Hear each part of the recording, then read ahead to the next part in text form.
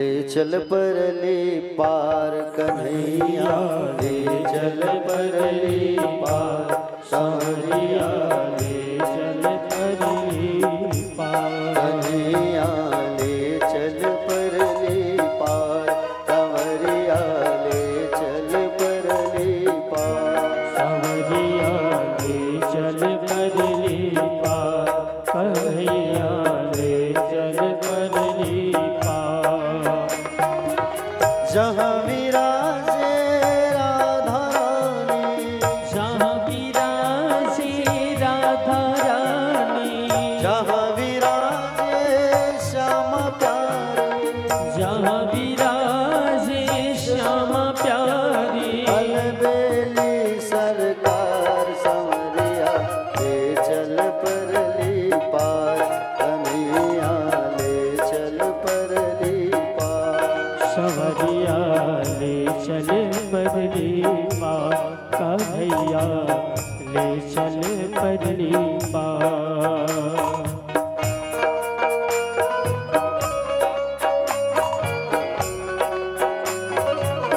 राधे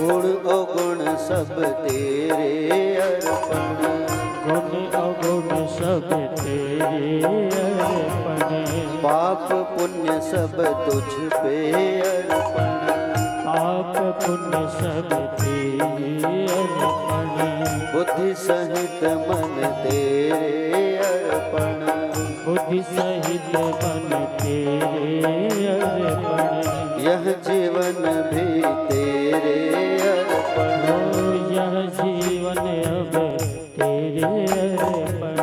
मैं तेरे चरणों की दासी, मैं तेरे चरणों की दासी, मैं तेरे चरणों की दासी, मैं तेरे चरणों की दासी, तू मेरा प्राण आधार सांवरिया ले चल परली पार कन्हैया ले चल परली पार सांवरिया ले चल परली पार कन्हैया ले चल परली पार।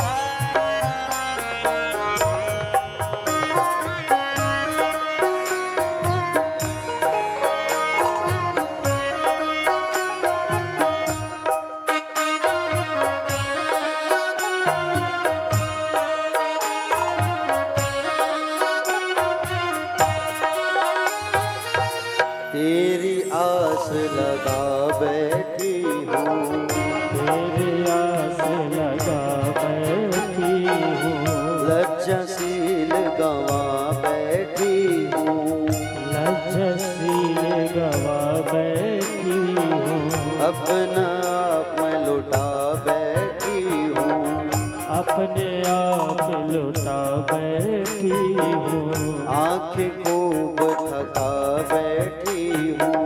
आंखें खूब थका बैठी हूँ। सांवरिया मैं तेरी रागिनी, सांवरिया मैं तेरी रागिनी, सांवरिया मैं तेरी रागिनी, सांवरिया मैं तेरी रागिनी। तू मेरा मल्हार सांवरिया ले चल परली पार, कन्हैया ले चल परली पार।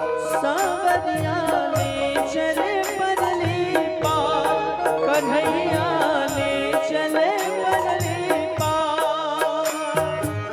जहाँ विराजे राधा रानी, जहाँ विराजे राधा रानी, जहाँ विराजे श्याम प्यारी, जहाँ विराजे श्याम प्यारी। अलमेली सरकार सांवरिया ले चल परली पार, कन्हैया ले चल परली पार। सांवरिया ले चल परली पार, कन्हैया ले चल परली पार।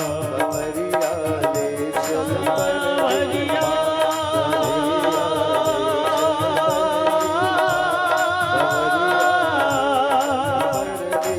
ले चल परली पार, कन्हैया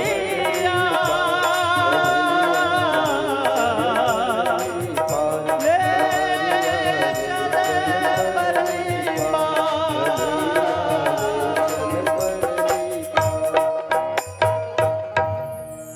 जहाँ विराजे राधा रानी, हो सहाँ विराजे श्याम प्यारी,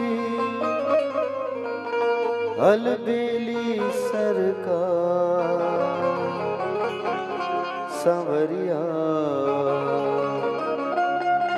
ओले चल परली पार। बोले भागवत भगवान की।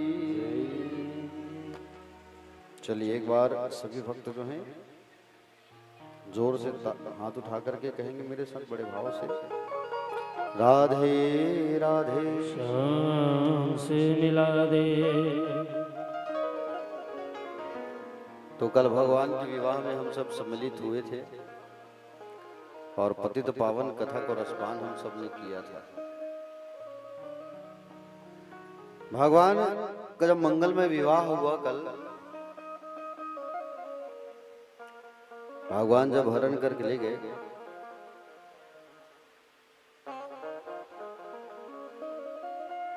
तो वापस नारद जी आए रुक्मिणी मैया के पिता के पास और उनके बड़े पुत्र रुक्मी को बुलाया जो अधर्मी था। नारद जी आके बताया कि कहे कि बोले तुम्हारी जो बहन है वो साक्षात जगदम्बा है, लक्ष्मी है, और लक्ष्मी जो है नारायण को ही प्राप्त होना चाहिए। खूब समझाया उसको, तब वो कहीं जा करके वो माना रुक्मी जो है, और रुक्मी जब मान गया तब फिर वापस रुक्मिणी मैया को लाया गया। चिट्ठी पत्रिका कुमकुम सुंदर कार्ड छपवा के तब द्वारिका भेजी गई प्रस्ताव। तो फिर भगवान बारात लेकर के आए, बारात लेकर के आए और भगवान तब फिर सुंदर विवाह हुआ। विवाह बिल्कुल विधि विधान से संपन्न हुआ, ऐसा नहीं कि हरण करके ले गए तो, ऐसा नहीं, विधि विधान से। भगवान जब सुंदर द्वारिका पहुंचे तो सुंदर उनका स्वागत हुआ, अद्भुत स्वागत हुआ, और सुंदर दिव्य उनका अद्भुत स्वागत हुआ है। भगवान का पहला विवाह जो है रुक्मिणी के साथ हुआ है, और उनसे उनका पुत्र हुआ जिसका नाम था प्रद्युम्न। ये प्रद्युम्न कौन है? ये वही प्रद्युम्न है जिनको भगवान शंकर ने भस्म किया था, कामदेव को भस्म किया था ना शंकर जी ने। कोई कामदेव गया था भगवान को उठाने के लिए शिव जी को समाधि से, तो शंकर जी भस्म किए थे। तो शंकर जी के पत्नी जो थी, मतलब कामदेव की पत्नी रति, वो आके प्रार्थना की, बोले प्रभु आपने मेरे पति को भस्म कर दिया, मुझे मेरे पति कब प्राप्त होंगे? तो कहा इंतजार कर, जब समय आएगा। और जब समय आएगा तो फिर द्वापर युग में भगवान श्री कृष्ण का बेटा बन करके वो आएगा कामदेव, जिसको शंकर जी ने भस्म किया। तो वही कामदेव भगवान द्वारिकाधीश जी के पुत्र बन करके आए हैं प्रद्युम्न। अब इनकी पत्नी से मिलन कैसे होगा? देखिए रति भी आई है, विद्यावती बन करके यहाँ एक राक्षस के यहाँ भोजन बनाने का काम कर रही है। विद्यावती कामदेव की पत्नी। जब प्रद्युम्न का जन्म हुआ तो जैसे जन्म हुआ तो उसको उठा करके संबरासुर नाम का एक राक्षस था, उसको वरदान प्राप्त था कि बोले भगवान श्री कृष्ण का जो बेटा होगा उसी से तेरी मृत्यु होगी, ये वरदान वो मांगा था। अब उसको मालूम चल गया कि बोले भगवान श्री कृष्ण का तो बेटा हो गया प्रद्युम्न। उसने क्या किया? बोले जन्म लिया है, छोटा है, अभी मार सकेगा नहीं मेरे को। उसको चोरी कर लिया प्रद्युम्न की, और चोरी करके समुद्र में फेंक दिया, मर जाए ऐसा करके। लेकिन वो मरा नहीं, वो जिंदा था। एक बड़ी सी मछली आई, और बड़ी सी मछली जो है आई और आकर के उसको गटक गई अंदर। एक मछुआरा आया, जाल फेंका और वो मछली पकड़ी गई। अब मछली जब पकड़ी गई तो मछली बड़ी सी मछली थी। अब वो मछुआरा जो है खुश हो गया, मैं इस मछली को हमारे राजा संबरासुर को भेंट करूंगा, वो खुश होंगे और मुझे सोना चांदी देंगे। ऐसा करके बड़ी सी मछली लाकर राजा को भेंट कर दिए। वो राजा जो है वही विद्यावती को बुलाए और रसोई में उस मछली को भेज दिए, काट के हमारे लिए भोजन बनाओ।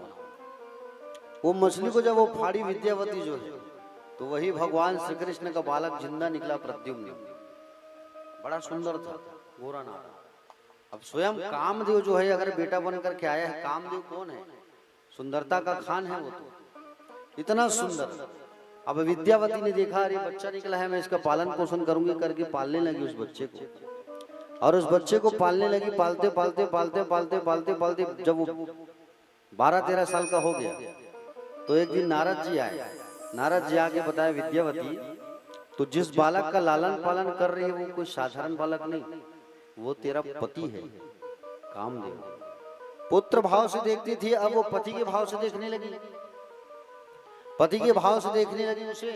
और फिर जब बड़े हो गए प्रद्युम्न जी तो उस संबरासुर को मारे हैं, संबरासुर का वध किए हैं, और वध करने के बाद वापस अपनी पत्नी को लेकर के द्वारिकापुरी आए हैं। भगवान श्री कृष्ण के यहाँ नगर में, द्वारिका नगरी में एक यादव जी आए थे। उस यादव का नाम था, वो भी राजा था, नाम था उसका सत्राजित यादव, सत्राजित नाम का। और ये भगवान सूर्य का उपासक था प्यारे, बहुत बड़ा उपासक था भगवान सूर्य का।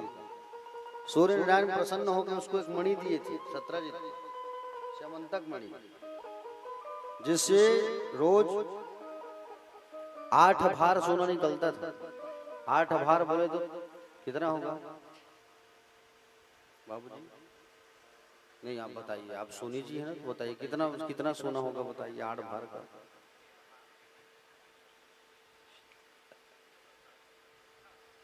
3 क्विंटल, 3 क्विंटल सोना निकलता था। जब उस मणि के सामने बैठ के उसकी पूजा करते, सूर्य की आराधना करते 8-8 घंटा 10-10 घंटा, तब वो मणि सोना निकलता था। भगवान द्वारिकाधीश के सभा में एक बार पहुंचे वो सत्राजित यादव जी, राजा जी। भगवान द्वारिकाधीश को मालूम चला कि इसके पास मणि है, तो कहा कि बोले इस मणि को हमें दे दो महाराज, हम अपनी प्रजा में लगाएंगे इस मणि को। तो सत्राजित मना कर दिया, मैं सूर्य की आराधना करके मंगा हूं, इस मणि को ऐसे ही थोड़ी दे दूंगा, नहीं दूंगा। भगवान ने कहा ठीक है भैया मत दो, जैसी तुम्हारी इच्छा। थोड़े दिन बाद वो सत्राजित जो यादव था ना, उसका एक भाई था जिसका नाम था प्रसेन। प्रसेन जो है उस मणि को मांगा और प्रसेन जो है जब उस मणि को मांगता है बड़े भैया से, बोले कहे भैया ये मणि मुझे दे दो, मैं इस मणि को पकड़ करके शिकार करने के लिए जंगल जाऊंगा, शिकार करके आऊंगा तो मणि को वापस दे दूंगा आपको। और वो मूर्ख जो है देखो, जब भगवान मांगा उस मणि को तो उसने नहीं दिया, और छोटा भाई मांग रहा है शिकार करने जाऊंगा करके तो उसको दे दिया। अब वो प्रसेन जो है गले में लटकाया, गले में लटका चले गया कहा जंगल, और गले में लटकाया और लटका करके जैसे ही जंगल गया, शिकार कर ही रहा है, कर ही रहा है, कर ही रहा है। और श्रृंगार जब कर ही रहा है ना, तो उसके बाद एक शेर आया, और शेर जैसे ही आया भैया वहां पर, तो शेर ने क्या देखा, अरे ये शिकार करने आया है प्रसेन जो है, तो इसके पास तो समंतक मणि है, ऐसा उस शेर ने देखा। और शेर जो है उस प्रसेन को मार दिया, अब मणि को लेके जा रहा था वो शेर। मणि को जब लेके जा रहा था वो शेर, तो उसी जंगल में रहते थे जामवंत जी। कौन रहते थे? जामवंत जी कौन है? कब के हैं ये जामवंत जी, पता है आप लोगों को? ये जामवंत जी अभी के थोड़ी हैं, ये तो सतयुग के थे। हाँ, सतयुग में किसका अवतार हुआ था? वामन अवतार, वामन देव का हुआ था ना। अब बलि राजा के घर जाकर के उसने अपनी हाइट बढ़ाई थी, तो उसी समय 7 परिक्रमा किया था ये। हाँ, बलि वांधत प्रभु बाढ़े, 7 प्रदक्षिणा किया था, बताइए। तो ये जामवंत जी ने देखा, क्या देखा कि बोले ये जो शेर है ये तो मणि पकड़ा है, और मणि साधारण नहीं है। तो जामवंत जी उस शेर के साथ युद्ध करने लगे, और युद्ध करते करते करते उसको मार डाले, और मार करके उस मणि को लेकर के आए और अपनी बेटी जामवंती को दे दिए। किसको दे दिए? जामवंती को। अब वो जामवंती उस मणि को लेकर के खेलने लगी।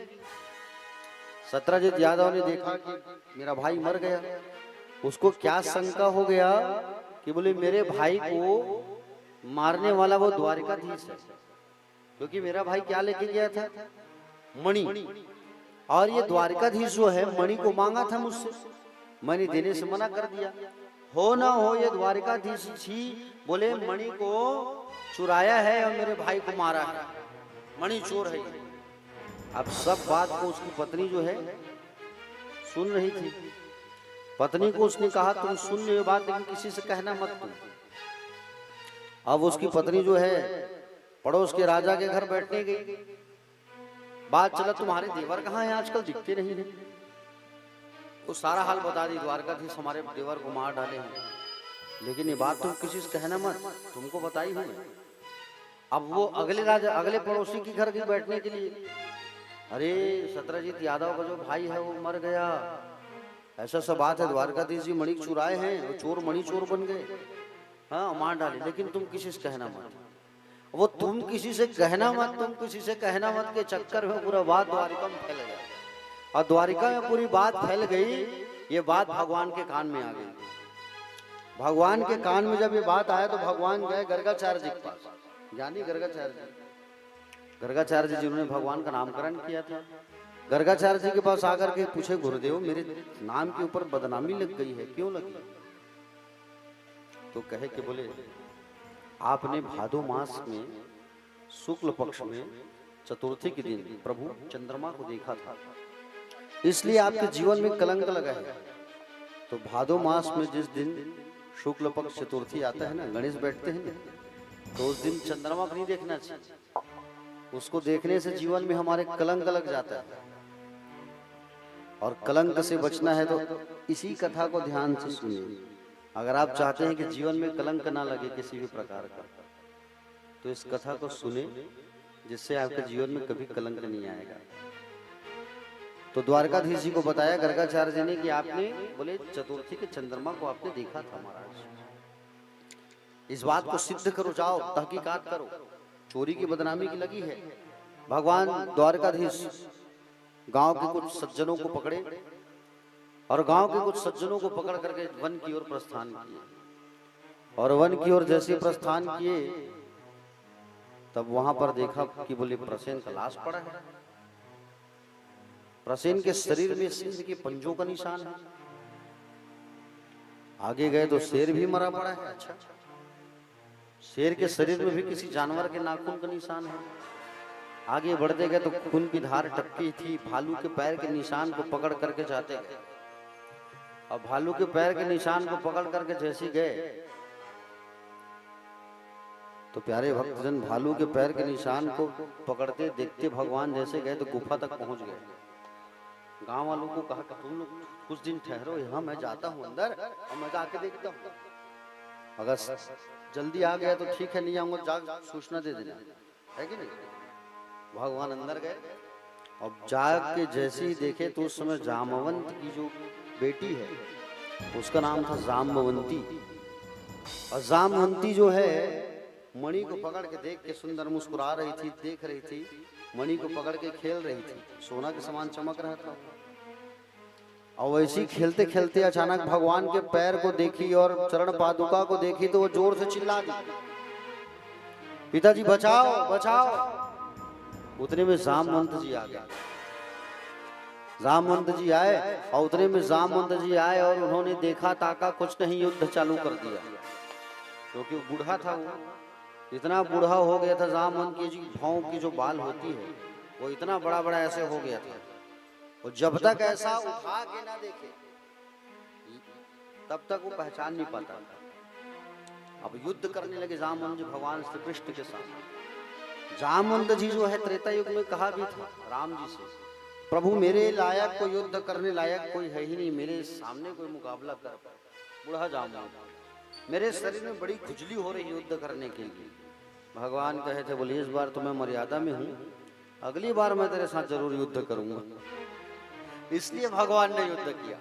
अयुद्ध करते करते जैसे जामवंत जी को उठाया, जामवंत जब उठाया पटकने के लिए तो सिर नीचे हुआ, और सिर नीचे हुआ ऐसा, तब उसने देखा भगवान के सीने में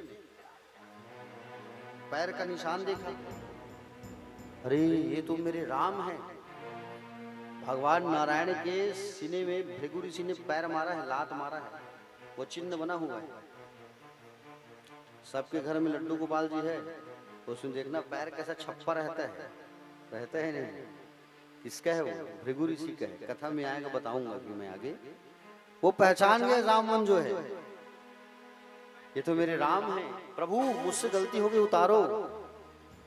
ये आंखें आपको पहचान नहीं पाई थी प्रभु, मुझसे बहुत बड़ी गलती हो गई।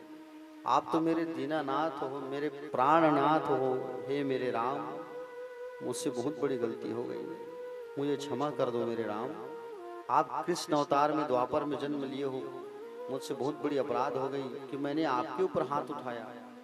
भगवान ने कहा चिंता मत करो जामवंत जी, इसमें आपकी गलती नहीं है। आप मुझे नहीं पहचान पाई, आपके बुढ़ापे की गलती है। बोले ठीक है कोई बात नहीं। जामवंत जी जो है त्रेता युग में राम जी को पुत्र की दृष्टि से देखते थे और मन में सोचते थे कि काश ये मेरा बेटा होता। राम जी की सुंदरता को देख के, बड़े सुंदर राम जी। हाँ, तो राम जी को देख करके जामवंत जी सोचते थे काश ये मेरा बेटा होता है। जामवंत जी दिमाग लगा लिए, इस बार तो कृष्ण रूप में आए हैं, अपना दमान बना लूंगा इसको, तो दमान भी तो बेटा ही होता है। तो जामवंत जी पूछा प्रभु आप यहाँ कैसे आए? तो कहे मणि की तलाश में यहाँ तक आया हूँ। तो कहे ठीक है प्रभु, ये मणि को आप ले जाओ, लेकिन आप मेरी बेटी को स्वीकार कर लो, मेरी बेटी से आप विवाह कर लो, ताकि आप मेरे बेटे हो जाओगे, दमान हो जाओगे। ये मेरी एक पहले से ही मेरी एक मनोकामना थी। भगवान स्वीकार किए और भगवान जो है उस मणि को लिए और जामवंती की को लेकर के आए।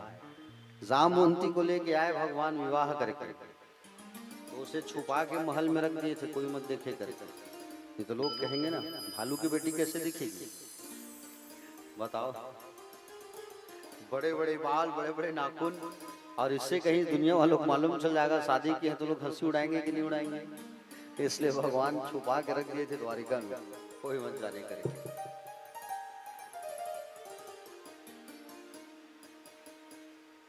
मणि को ला करके भगवान जो है इसको दिए।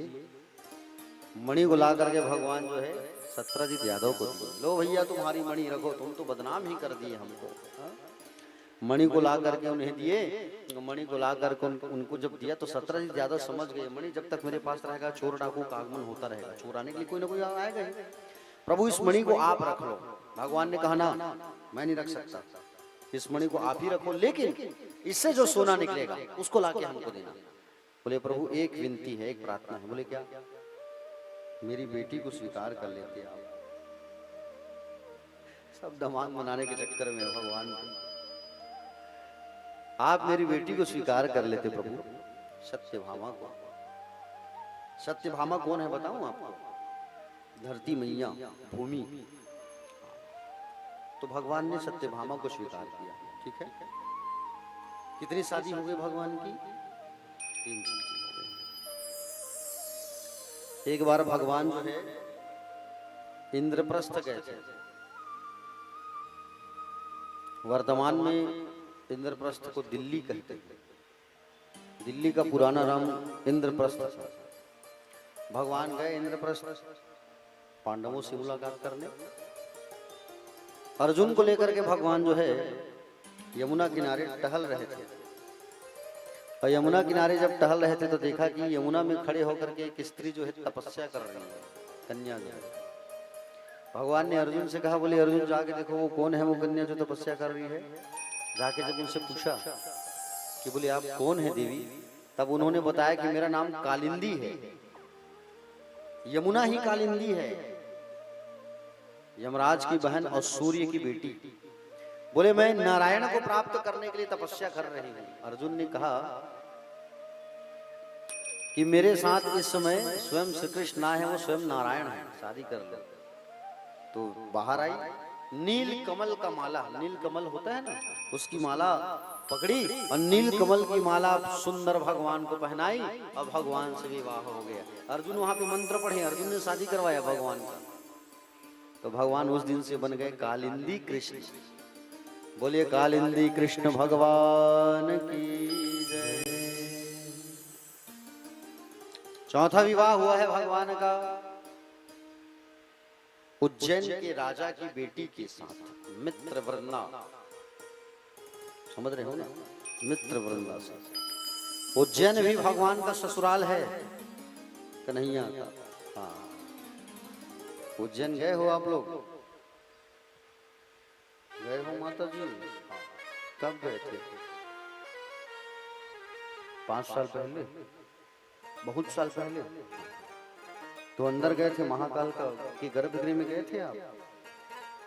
गर्भगृह नहीं गए? 5 साल पहले गए थे तो गर्भगृह में जाना था ना, आपको छू के प्रणाम करना था, नहीं कर पाए, नहीं करने दिए। 5 साल पहले तो देते थे, आप लेट से पहुंचे होंगे ना, इसलिए सुबह जाते तो देते। वो तो अभी 1-2 साल हुआ है बंद हुआ गर्भगृह में जाना। मैं खुद 3 से 4 बार गया हूँ गर्भगृह में, भगवान को छू छू के प्रणाम किया। उज्जैन की महिमा ही अपरंपार है प्यारे। उज्जैन के महाकाल तो मेरे पिता हैं, मैं उनको अपना बाप मानता हूँ, क्योंकि 2014 में मेरे पिता का स्वर्गवास हो गया ना सड़क दुर्घटना में, तो मैं उनको अपना पिता मानता हूँ। और इतनी उनकी महती कृपा है कि शिव महापुराण कथा कहने के लिए अपने धाम भी बुलाए थे मुझे। और पिछले वर्ष जून में हमने वहाँ कथा भी किया था शिव महापुराण का। उनकी ही कृपा है और उनकी ही आशीर्वाद है कि आज मैं यहाँ तक आगे बढ़ा हूँ। महाकाल की ही कृपा है। जब जब जीवन में संकट आता है तो बिल्कुल खड़े हो जाते हैं वो।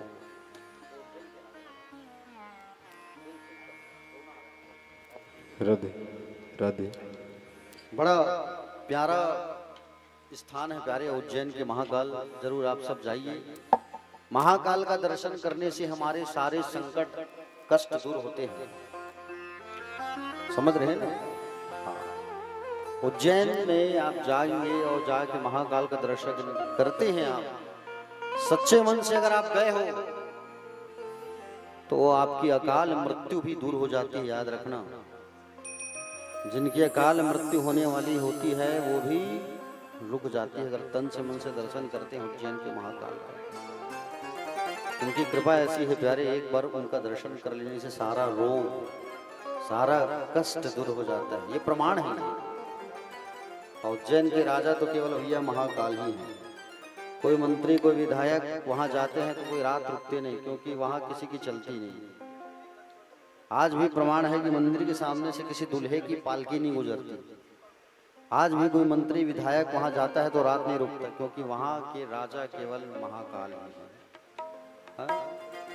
और जिस दिन उनकी कृपा हो जाती है उस दिन सारा बिगड़ा काम बन जाता है प्यारे। तो आइए, एक बड़ा प्यारा भजन है उज्जैन का, उज्जैन के राजा कृपा नजरिया, उसे सुनते हैं। बड़ा प्यारा भजन है। राधे राधे राधे राधे।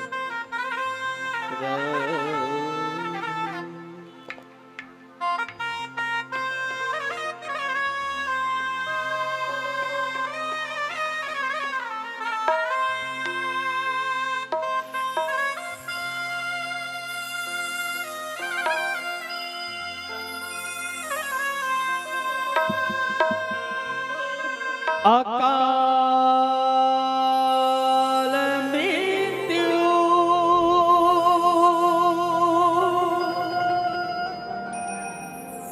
वो मरे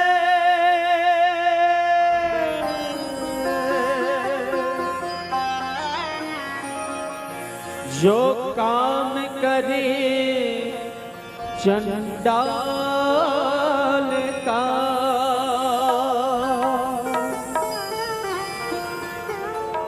और काल उसका क्या बिगाड़े।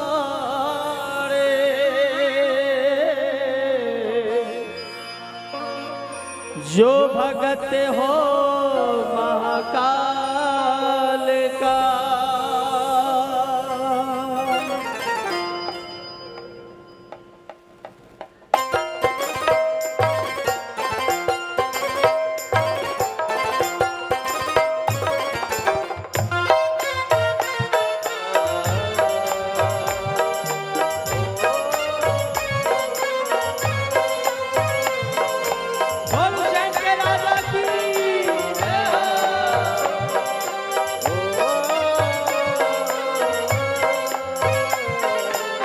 उज्जैन के राजा कभी कृपा नजरिया, उज्जैन के राजा कभी कृपा नजरिया, उज्जैन के राजा कभी कृपा नजरिया, उज्जैन के राजा कभी कृपा नजरिया। दुखियों पे डालना रे ओ भोले बाबा, दुखियों पे डालना रे ओ भोले बाबा, दुखियों पे डालना रे ओ। उज्जैन के राजा कभी कृपा नजरिया, उज्जैन के राजा कभी कृपा नजरिया, उज्जैन के राजा कभी कृपा नजरिया, उज्जैन के राजा कभी कृपा नजरिया। दुखियों पे डालना रे हो भोले बाबा, दुखियों पे डालना रे। राजा महाराजा कभी कृपा नजरिया, राजा महाराजा कभी कृपा नजरिया। दुखियों पे डालना रे हो भोले बाबा, उज्जैन के राजा कभी कृपा नजरिया, राजा महाराजा कभी कृपा नजरिया। दुखियों पे डालना रे ओ भोले बाबा, दुखियों पे डालना रे।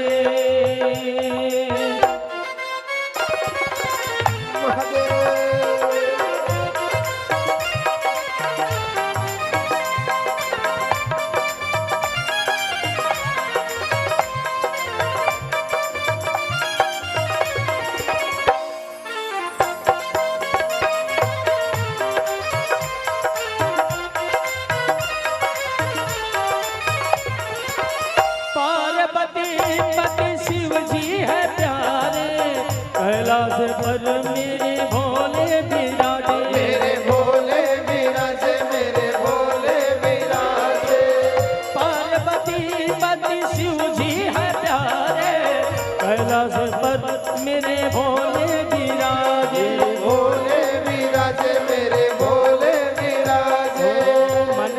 कामेश्वर बाबा मन की मुरादे, मन कामेश्वर बाबा मन की मुरादे, महाकालेश्वर बाबा मन की मुरादे, महाकालेश्वर बाबा मन की मुरादे, दुखियों पे डालना रे हो भोले बाबा, दुखियों पे डालना रे, हो भोले बाबा, दुखियों पे डालना रे।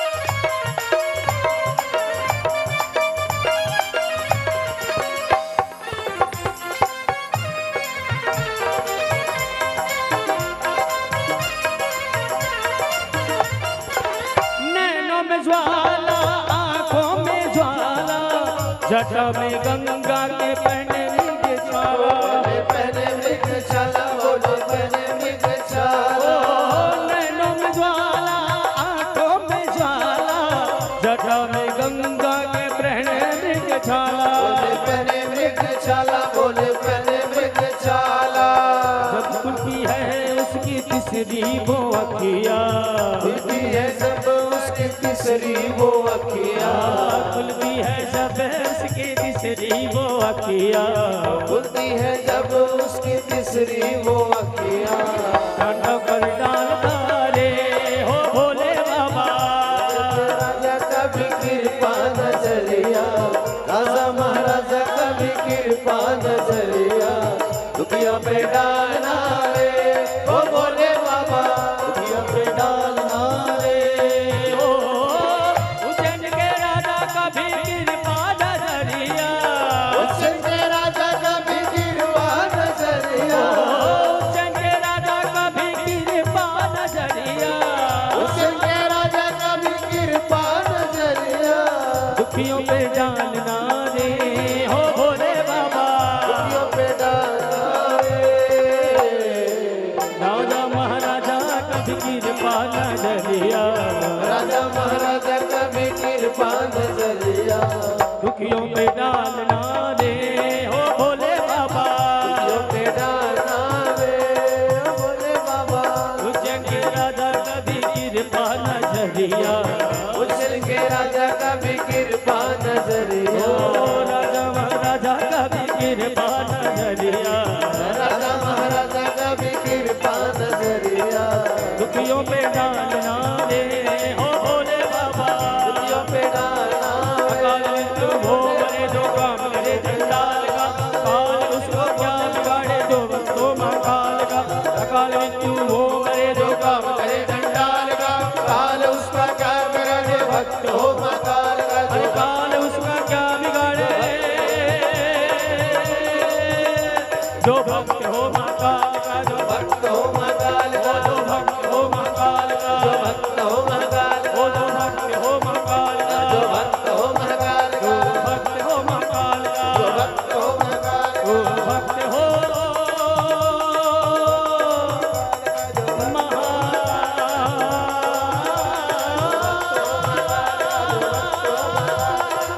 हो मकाल,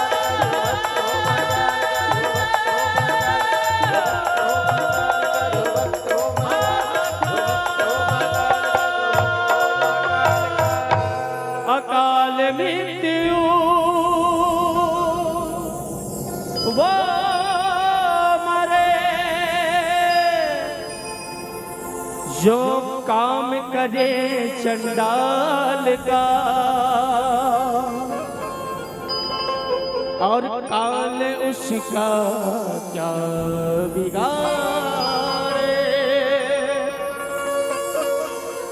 जो भक्त हो महाकाल का। बोल कालों की काल महाकाल की, उज्जैन के राजा की। हरे हरे हरि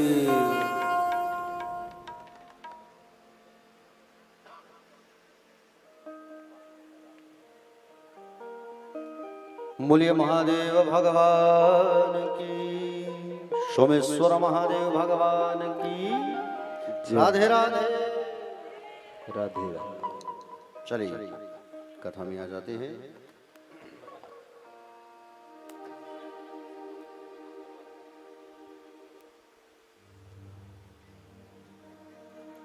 तो प्यारे भक्तजन,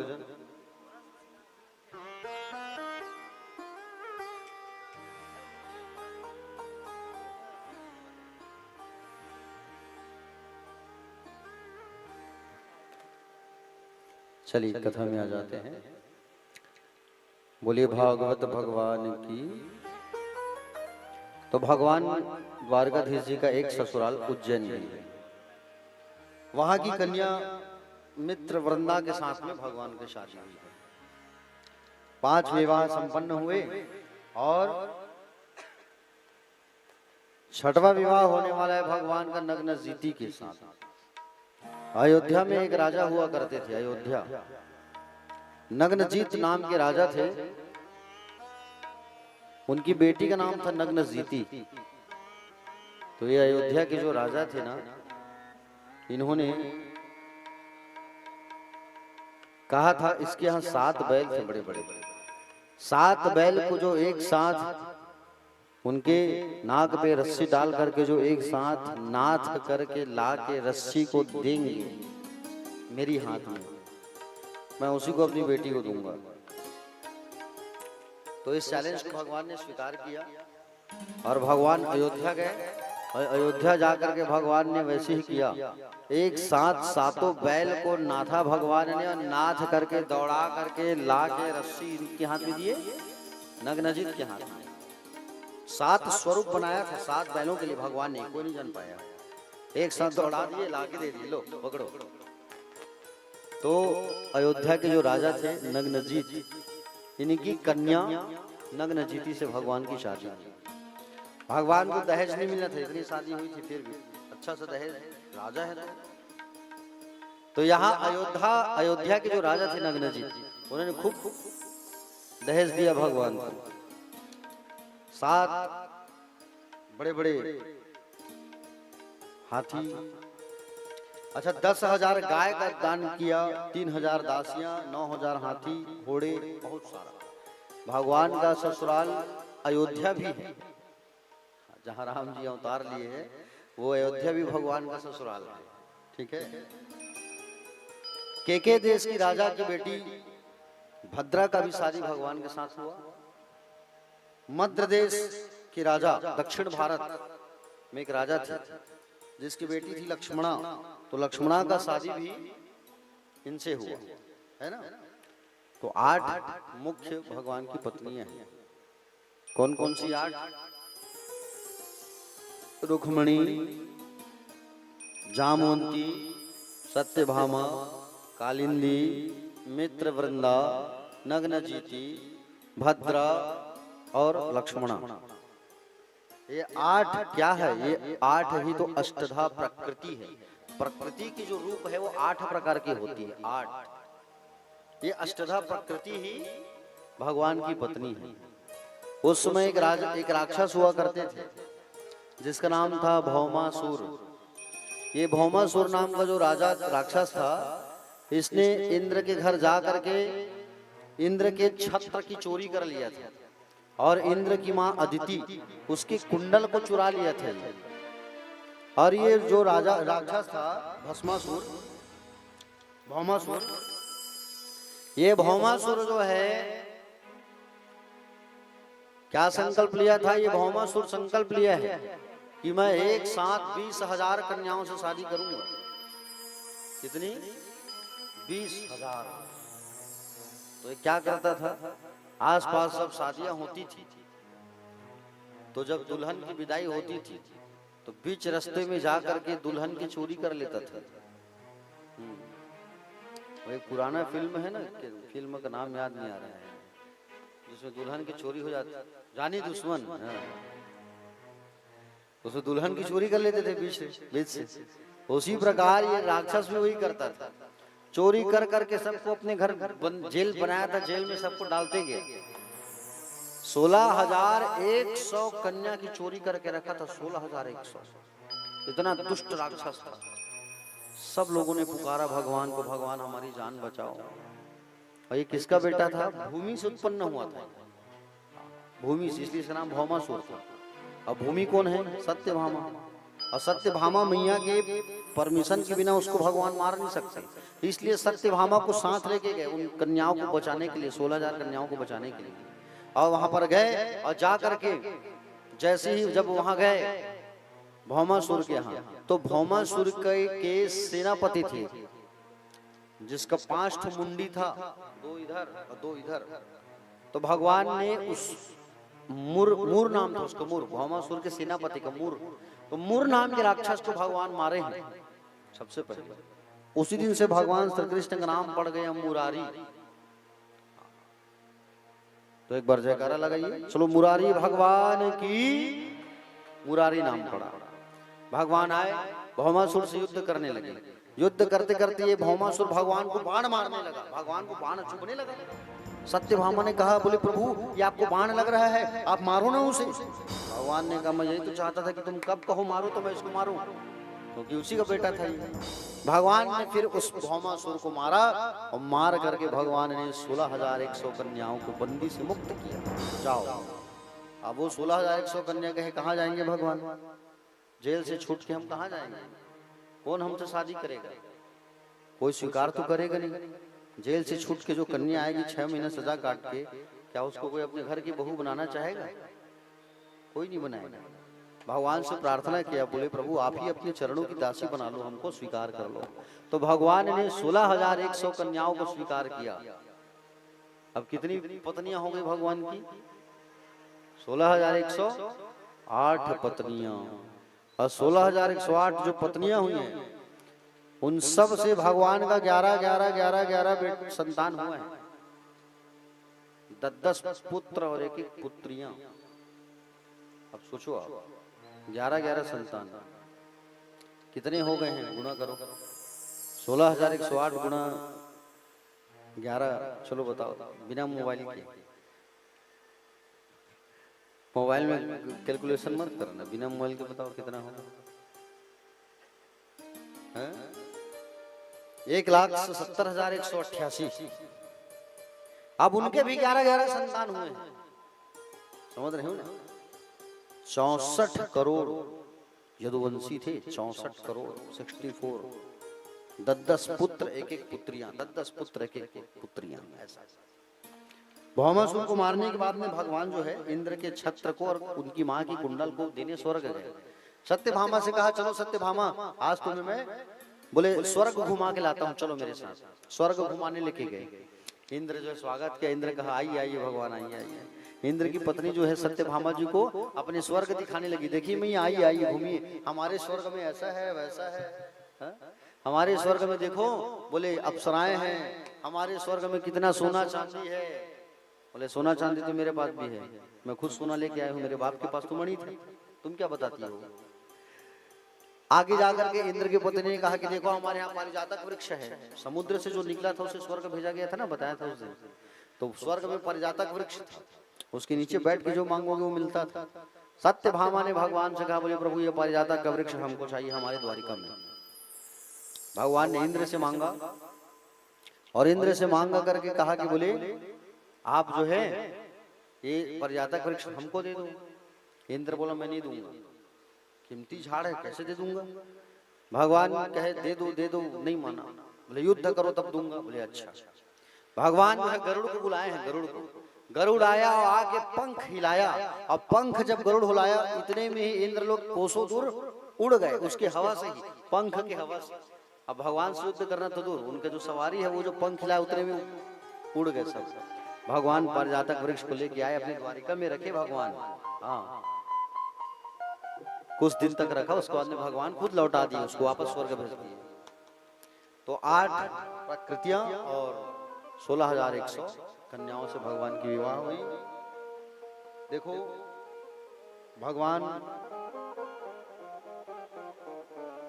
कृष्ण अवतार में जब आए थे तो भगवान छोटे बन के आए। राम अवतार में भगवान का जन्म हुआ तो भगवान बड़े बड़े थे। राम अवतार में भगवान सूर्यवंश में आए थे, कन्हैया जो है चंद्रवंश में आए हैं। भगवान दिन के 12 बजे आए थे राम जी, और कन्हैया रात के 12 बजे आए हैं। राम जी की एक पिता और एक माता, भगवान कृष्ण की दो माताएं और दो पिता। हुआ कि नहीं हुआ? राम अवतार में राम जी के शत्रु जो है समुद्र के उस पार थे, और कृष्ण अवतार में भारत में ही भगवान के शत्रु थे। समझ रहे हो नहीं? हाँ, राम अवतार में राम जी इंद्र के पुत्र को मारे हैं, और सूर्य के पुत्र को। इंद्र के पुत्र कौन? बाली। समझ रहे हो ना? सूर्य पुत्र का साथ दिए। लेकिन चंद्रवंश में सूर्य पुत्र को मारे भगवान कर्ण, और इंद्र के पुत्र की रक्षा की अर्जुन। दोनों वंशों में अलग अलग कथाएं मिलती है प्यारे। आइए अब आगे बढ़ते हैं कथा में। भगवान जो है एक बार, भगवान 16,108 पत्नियों के साथ रहते थे, नाती वाले हो गए हैं भगवान। भगवान का बेटा कौन था? प्रद्युम्न। प्रद्युम्न से जो बेटा हुआ था उसका नाम था क्या? अनिरुद्ध। क्या नाम था? अनिरुद्ध नाम था। भगवान जो है नाती पंथी वाले हो गए हैं, लेकिन आज भी भगवान जो है 25 वर्ष के ही लगते हैं, 20 वर्ष के नवयुवक। भगवान का कभी बाल नहीं पका, हमेशा सुंदर रहते थे भगवान। सत्यभामा से जो भगवान के पुत्र हुए उसका नाम था सत्यभानु, सुभानु। जामवंती से जो पुत्र हुआ था भगवान का उसका नाम था सांब। कालिंदी से जो पुत्र हुआ उसका नाम था स्तुत और कवि आदि। नग्नजीति के जो बेटे हुए उसका नाम था वीर। लक्ष्मणा से जो पुत्र हुआ उसका नाम था प्रघोष।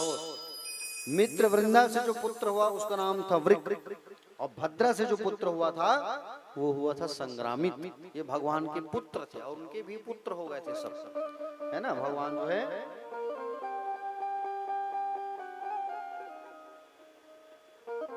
नाती वाले हो गए थे भगवान। एक बार भगवान ने सोचा मेरी सभी पत्नियां मुझसे मुंह फुलाती है, रूठती है, नाराज होती है, रुक्मणी आज तक नाराज नहीं हुई। ऐसा कहा करके भगवान ने एक दिन विचार किया। विचार करके रुक्मणी के पास आके कहे, रुक्मणी अरे तुमने हमसे विवाह क्यों किया? बोले हमारे तो खानदान का पता नहीं, तुम राजकुमारी और हम ग्वाला। मैं कहा रण छोड़ के भागने वाला। हाँ? मैं चाहता हूं देवी अभी भी समय है, अभी भी समय है, तुम मुझे छोड़ दो। भगवान कहने लगे रुक्मणी मैया से जानबूझ के, अरे कहा मैं ठहरा ग्वाला, तुम राजकुमारी जोड़ी जो है मुझे तो नहीं जमी, लेकिन तुम कैसे मुझे पसंद कर लिए? बोले अभी भी समय है, तुम मुझे भूल जाओ, छोड़ दो मुझे। जैसे भगवान ने कहा कि छोड़ दो मुझे, रुक्मणी मैया का चक्कर आ गया। और रुक्मणी मैया का चक्कर आया तो भगवान चतुर्भुजी रूप बना करके भगवान उसको पकड़ लिए, उठाए, पानी डाले, पानी छिड़काव किए। भगवान कहे रुक्मणी अरे तुम ऐसे नाराज क्यों हो जाती हो? एक पति जो है पत्नी के साथ में हंसी ठिठोली ना करे तो किसके साथ करेगा? प्यारे भक्तजन, रुक्मणी मैया कहा कि बोले आप कहते हैं कि मेरे अंदर गुण कहाँ है, निर्गुण हूं, ऐसा कहते हो आप, ठीक है। आपने कहा माता पिता नहीं है मेरे, तो प्रभु आप तो जगत के माता पिता हो, आप तो आपके कहां से माता पिता होंगे? आपने कहा रण छोड़ हूं मैं, तो प्रभु जिन भक्तों का हृदय सागर के जैसा पवित्र होता है वहीं आप द्वारिका बना के बस जाते हो एक स्थान को छोड़ करके, तो आप तो रण छोड़ ही हो। ऐसा सुंदर कहने लगे। प्यारे भक्तजन, आगे भगवान के नाती हुए। नाती कौन? अनिरुद्ध। प्रद्युम्न का बेटा था ये, और जो प्रद्युम्न का बेटा था अनिरुद्ध, इसका अपहरण हो गया था। क्या हो गया था? इनका अपहरण हो गया था, किडनैप हो गया था। किसने करवाया था? भगवान शंकर के एक भक्त थे जिसका नाम था बाणासुर, जिसकी 1000 भुजाएं थी, शिव परम शिव भक्त। भगवान शंकर ने इसे वरदान दिया था कि जब जब तू संकट में रहेगा मैं तेरी रक्षा करने आऊंगा। तो इसी बाणासुर की जो बेटी थी उसका नाम था उषा। क्या नाम था? उषा। उषा की एक सहेली थी जिसका नाम था चित्रलेखा। ये चित्रलेखा जो है दूर बैठे हुए लोगों का चित्र बना करके दिखा देती थी। आप कल्पना करते जैसे स्केच बनाते नहीं अपराधी लोग को, एक स्केच वाला होता है, वैसी वो स्केच बना देती थी। और तुम कहते कि ये कहाँ रहता है पता करके उसको ला के दे दो, तो वो ला के भी दे देती थी। इतनी सच्ची। उषा ने कहा कि बहन मैं द्वारकाधीश की जो नाती है उसको प्रेम करती हूँ, उसका स्केच बनाओ। स्केच बनाती थी, कभी भगवान का स्केच बन जाता, कभी दाऊ जी का स्केच बन जाता, कभी प्रद्युम्न का स्केच बन जाता। अंततः जब स्केच बन के तैयार हो, बोले ये है क्या? बोले हाँ ये मुझे चाहिए। तो चित्रलेखा रातों रात द्वारिका गई, लेकिन द्वारिका में प्रवेश कैसे करे? वहां तो 24 घंटे सुदर्शन घूम रहा है सुरक्षा के लिए। तो चित्रलेखा ने याद किया नारद जी को, नारद जी आओ मेरी मदद करो। नारद जी आए और आ करके सुदर्शन से वार्तालाप करने लगे, और सुदर्शन से बात जब करने लगे तो उतने में ये घुस गई। कौन? चित्रलेखा। और चित्रलेखा घुस करके अनिरुद्ध को गद्दा में लपेट डाली, और गद्दा में लपेट के ले आई कहाँ?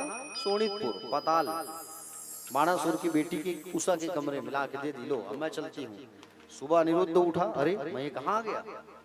तब उषा ने सारा चीज बताया कि मैं आपको यहाँ बुलवाई और मैं आपसे प्रेम करती हूँ, मैं आपसे विवाह करना चाहती हूँ, लेकिन तुम हमारा किडनैप करके लाई हो, तुम हमें तो हमारा अपहरण करके लाई हो, तो गलत बात है ना।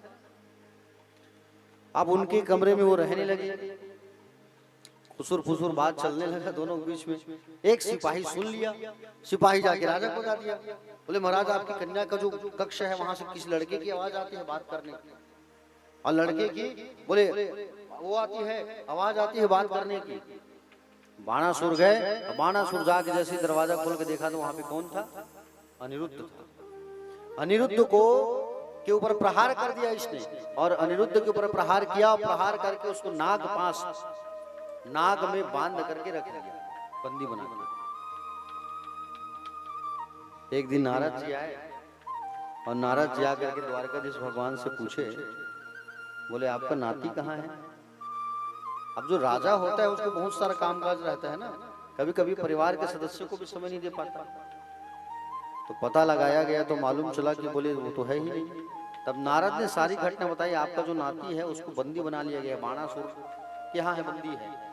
तो इधर से भगवान प्रद्युम्न आदि सब अपने बलदाऊ जी सब युद्ध करने जा रहे हैं बाणासुर के साथ। उधर से बाणासुर की रक्षा करने के लिए भगवान शंकर आ रहे हैं, गणेश जी आ रहे हैं, कार्तिकेय जी। अब झमाझम युद्ध चालू। उतने में जब युद्ध चालू हुआ तो भगवान शंकर जो है माहेश्वर ज्वर नाम के एक अस्त्र को प्रहार किया। भगवान कन्हैया ने वैष्णव ज्वर का प्रयोग किया, और वैष्णव ज्वर ने माहेश्वर ज्वर को परास्त कर दिया। जिम्भरणास्त्र नाम का एक बाण भगवान ने छोड़ा, भगवान शंकर मोहित हो गए, जमाई आने लगे उनको। उतने ही में भगवान कन्हैया जो है बाणासुर के 1000 भुजाओं को काटना चालू कर दिया। 1000 भुजा को काट दिया भगवान ने, 4 भुजा शेष बचा। शंकर जी उठे, भगवान से कहे द्वारकाधीश से, द्वारकाधीश ये मेरा भक्त है, मैं इसे वचन दिया हूँ, आप छोड़ दीजिए इसे। कारण क्या है उसको मिल करके सुलझा लेते हैं। तब बताया कि ऐसा सब बात है। तब शंकर जी खूब डांट लगाए बाणासुर को। बाणासुर ने कहा मेरे को पता नहीं है कैसे यहाँ आया, तो बंदी क्यों बनाया हो तुम उसको? बिना सोचे समझे राजा को पूरा निर्णय लेना चाहिए, तुम खामखा इसको बंदी बना के रखे हो, बुलाओ उसे। अनिरुद्ध को बुलाया गया। तब बताया कि उषा जो है मुझे यहाँ लेके आई थी। तो उषा और अनिरुद्ध का शादी किया गया, विवाह करके उनको लाया गया। तो ऐसे ऐसे लीला जो है भगवान के साथ हुआ है। एक बार भगवान अपने पुत्र पौत्रों के साथ जंगल गए थे, और जंगल गए थे भगवान पुत्र पौत्रों के साथ। तो भगवान के जो नाती पंथी लोग थे वो लोग गेंद खेल रहे थे, और गेंद खेल रहे थे ना कौन लोग? भगवान के नाती पंथी लोग। जब गेंद खेलने जंगल गए थे तो जंगल में जैसे ही गेंद गिरा एक कुआं में, भगवान के पुत्र लोग गए देखने, जाके बताया बड़ा सा कोई गिरगिट है वहां। गिरगिट देखे हो नहीं कैसे रहते हैं?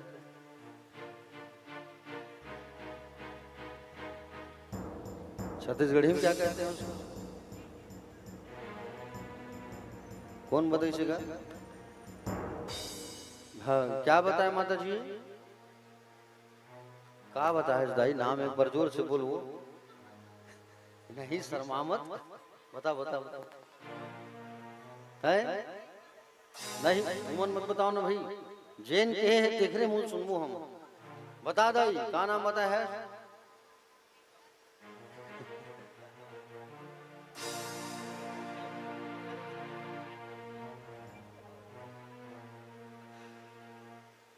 गिरगिट को वाकई में वही कहते हैं छत्तीसगढ़ी में, टेटका है ना।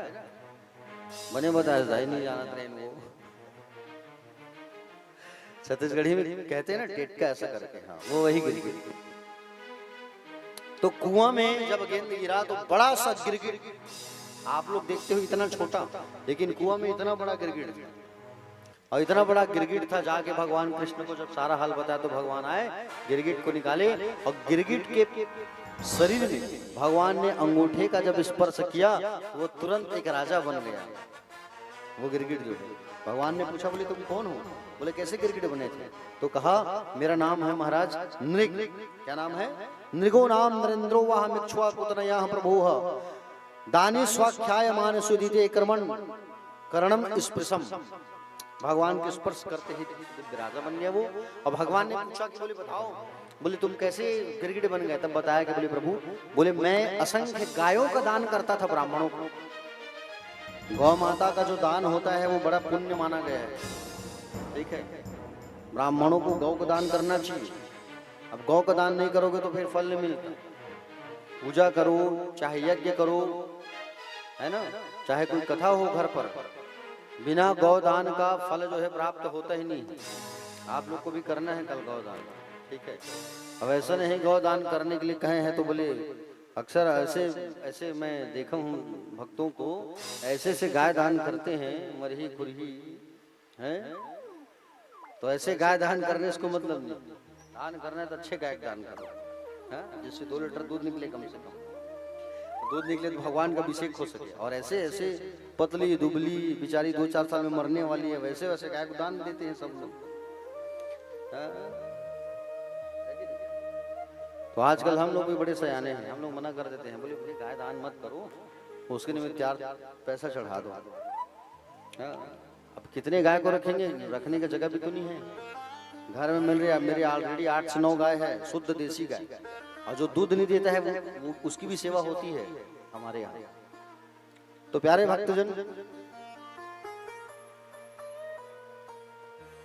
राजा नृग ने कहा कि बोले मैं गौ माता का दान मैंने खूब किया, खूब गौ माता का दान किया है मैंने। एक बार क्या हुआ, जिस ब्राह्मण को मैंने गौ माता का दान किया था वो गाय मेरे पास वापस आ गई प्रभु, और उसी गाय को मैंने दूसरे ब्राह्मण को दान कर दिया। अब वो ब्राह्मण ने कहा उस ब्राह्मण से, तू मेरी गाय कैसे रखा है? उसने कहा मुझे राजा ने दान दिया है। चलो राजा के पास। राजा के पास जब गए तो कहा कि हाँ मैंने इसको दान दिया। अरे लेकिन मैं तो इसको भी दान दिया था। तो ब्राह्मणों ने श्राप दे दिया कि तू दान की हुई वस्तु को फिर से दान कर रहा है, जा मैं तुझे श्राप देता हूं कि तू गिरगिट बन जा। तो वो राजा गिरगिट बन गया। इसलिए दान की हुई वस्तु को अगर आप जो है किसी मंदिर से एक नारियल भी खरीदते हो दान करने के लिए, तो पहले उसका पैसा दिया करो। किसी भंडारा में खाने जाते हो ना, कहीं रोड में भंडारा भी हो रही है, लंगर लग रही है, और आप जो है खाने के लिए जाते हो, तो वहाँ बिना पैसे दिए खाना नहीं चाहिए। चाहे आप 1 का सिक्का ही क्यों ना दो, 1 का सिक्का दे दो आप, चाहे 10 रुपए दे दो, तब भंडारा से खाना चाहिए। याद रखना, भंडारा बट रहे करके हम लोग भिड़ जाते हैं खाने के लिए। 5 रुपए हो चाहे 10 रुपए हो, जो भंडारा करवा रहे उसको देना चाहिए, तब खाना चाहिए, तब उसका पुण्य मिलता है। आज प्यारे भक्तजन, एक बार दाऊजी भैया विचार किए कि मैं वृंदावन घूम के आऊं, और वृंदावन में घूम के आऊं, ऐसा कह करके दाऊजी भैया कन्हैया से कहे चलो कन्हैया वृंदावन घूम के आएंगे, गर्मी की छुट्टी है, गर्मी है लगी है। कन्हैया ने मना कर दिया, बोले मैं थोड़े काम काज बहुत है भैया, आप घुमाओ। तो दाऊजी भैया कहाँ गए? वृंदावन गए। वृंदावन गए दाऊजी, ग्वाल बालों ने खूब स्वागत किया उनका, आइए आइए स्वागत है ऐसा। और खूब स्वागत किया। स्वागत करने के बाद में दाऊ जी भैया को लगी थी गर्मी, यमुना जी को बुलाया कि आओ तुम मुझे नहलाओ। यमुना जी नहीं आई। गुस्से में आके दाऊ जी भैया हल मुसल उठा लिए और हल मुसल उठा के 3 जगह से टेढ़ा कर दिए यमुना को। यमुना पश्चाताप करने लगी, दाऊ जी की शरण में आई, दाऊ जी ने उन्हें माफ कर दिया। तो इसलिए आज भी वृंदावन में जब जाओगे तो यमुना 3 जगह से ऐसा टेढ़ा बह रही है। ठीक है, वृंदावन धाम की जो महिमा है वो अपरंपार है प्यारे। वृंदावन की लीला तो समझ पाना बहुत मुश्किल है। छोटे छोटे जितने तीर्थ हैं वो तीर्थों के राजा प्रयाग को टैक्स पटाते हैं। जितने तीर्थ हैं तो तीर्थों के मुखिया कौन है पता है आपको? प्रयाग, जहाँ भी कुंभ मेला लगा था, सब जाके उनको टैक्स पटाते हैं। लेकिन वृंदावन जो है टैक्स नहीं पटाता प्रयाग को। एक बार प्रयाग जो है भगवान के पास आके बोली, समस्या बताया कि बोली प्रभु सब टैक्स पटाते हैं लेकिन ये वृंदावन टैक्स नहीं पटाता मुझे, चुंगी कर। भगवान ने कहा कि हमने तुम्हें तीर्थों का राजा बना दिया है लेकिन अपने घर का राजा नहीं बनाया है हमने। वृंदावन मेरा घर है तो क्यों टैक्स देगा तुमको? समझ रहे हो ना? हाँ, तो प्यारे भक्तजन, वृंदावन की महिमा अपरंपार है। एक भगवान के विरोधी हुए थे। जब कोई व्यक्ति अच्छा काम करते रहता है, खूब आगे बढ़ता है ना, तो उनकी टांग खींचने वाले बहुत सारे लोग होते हैं। उस समय भगवान का परिवार बहुत बढ़िया चल रहा था अच्छे से, तो उस समय भगवान के एक विरोधी हुए, उसका नाम था पौंड्रक। भगवान का ही स्वरूप बना करके घूमता था वो, भगवान के जैसे ही दिखता था। देखे भी होंगे टीवी सीरियल में, नकली का चक्र, नकली का गरुड़, नकली पीछे चलने वाला चक्र। उनका एक मित्र था काशीराज। तो काशीराज मित्र था उनका, तो उनकी बहकावे में आके एक बार भगवान को पत्र लिखा कि हम कृष्ण हैं, तुम डुप्लीकेट वाले कृष्ण हो, हमारे चक्र को तुम ला करके दे दो। भगवान कहे, बोले ठीक है चलो चलते हैं। भगवान स्वयं दर्शन करने गए कि वो और कौन सा अवतार हुआ है नया हमारा। जाके देखे तो बोले टू कॉपी, बिल्कुल भगवान कृष्ण के जैसे ही दिखने वाला पौंड्रक नाम था उसका। उसने कहा कि तुम मेरे चक्र को रखे हो, मेरे चक्र को मुझे वापस करो। भगवान ने कहा ठीक है रखो। और जैसे चक्र को भगवान ने दिया तो चक्र को जब धारण किया पौंड्रक ने, तो चक्र को धारण नहीं कर पाया, वो जमीन में धंस गया। इतना वजन सुदर्शन। हाँ, तो सुदर्शन का उद्धार हो गया। एक बार नारद जी के मन में शंका हो गया, बोले भगवान इतने पत्नियों के साथ कैसे रहते हैं? तो नारद जी जाके द्वारिका में गए और जाके झांकने लगे एक एक खिड़की से, भगवान इतनी पत्नियों के साथ वैसे रहते कैसे? एक खिड़की से जाके जब झांके, एक खिड़की में जब जा करके जैसे झांके तो भगवान कुछ लिख रहे थे। दूसरी खिड़की में जाके झांके तो भगवान कुछ पढ़ रहे थे। तीसरी खिड़की में जब झांके तो भगवान कुछ खा रहे थे। चौथी खिड़की से झांके चौथे कमरे में तो भगवान जो है शयन कर रहे थे। पांचवी खिड़की में झांके तो भगवान पत्नी के साथ हंसी ठिठोली कर रहे थे। नारद जी अचंभित रह गए, अलग अलग स्वरूप कैसे इनका। भगवान उनके सामने प्रकट हो गए, कहे क्यों नारद जी आपको बड़ी शंका है हमारे ऊपर? बोले प्रभु मुझे क्षमा कर दो, मैं आपको नहीं पहचान पाया था, मुझसे बहुत बड़ी गलती हो गई। तो नारद जी जो है क्षमा मांगी भगवान से। प्यारे भक्तजन, भगवान का दिनचर्या था कि भगवान जो है प्रातः काल ब्रह्म मुहूर्त में जाग जाते थे। जागने के बाद भगवान सर्वप्रथम अपने स्वरूप का ध्यान करते थे। ठीक है ना, भगवान जो है अपने ही स्वरूप का ध्यान करते थे। और उसके पश्चात स्नान अग्निहोत्र आदि करके भगवान माता पिता को नित्य प्रणाम करते थे। आप लोग अपने माता पिता को प्रणाम करते हो? राम जी भी किया करते थे अपने माता पिता को प्रणाम। प्रातः काल उठी कै रघुनाथा, माता पिता गुरु ना वही माथा। आप लोगों के माता पिता अगर स्वर्ग चले गए हैं, उनकी तस्वीर होगी, उनका प्रणाम किया करो। माता पिता अगर जीवित हैं तो माता पिता का जरूर आप लोग जो है प्रणाम किया करो प्यारे भक्तजन। ठीक है, भगवान कन्हैया भी माता पिता का पैर छूते थे। और उसके पश्चात फिर भगवान अपनी सभा में जाके बैठते थे, सुधर्मा सभा। एक बार भगवान अपने सुधर्मा सभा में बैठे थे, उसी समय जरासंध के कैद खाने में बंद, जरासंध नाम का जो राक्षस था, उसके यहाँ 20,800 राजाओं को बंदी बना के रखा था। उनके दूत आए और उनके दूत जब आए आकर के भगवान से प्रार्थना की भगवान उनको छुड़वाइए। उसी समय भगवान पांडव के यहाँ राजसु यज्ञ में गरासु यज्ञ करवा रहे थे। भगवान भीम और अर्जुन को साथ लेकर के जरासंध के पास गए। जरासंध के पास गए, ब्राह्मण का स्वरूप बना के भिक्षा मांगे। भिक्षा में क्या मांगा? बोले युद्ध, तुमसे युद्ध करना है। बोले कौन हो तुम? बोले ये वृकोदर भीम है, ये अर्जुन है, श्री कृष्ण। तो जरासंध के साथ में युद्ध हुआ भीम का। अब भीम का जब युद्ध हुआ जरासंध के साथ, कई दिन तक युद्ध चलते गया। भीम का नस नस ढीला हो गया क्योंकि जरासंध भी खूब बलवान था। भगवान ने इशारा किया। क्या इशारा किया भगवान ने इशारा किया, एक छोटा सा तिनका पकड़ा और तिनका पकड़ के कहा कि इसको तिनका को ऐसे बीच से फाड़ो और फाड़ के ऐसा फेंको, तब उसकी मृत्यु होगी। तो समझ गया भीम कि इसके जंघा को फाड़ना है बीच से और फाड़ के ऐसे फेंकना है मुझे, तब वो मरेगा। जरासंध को जानते हो ना, कंस का ससुर है ये।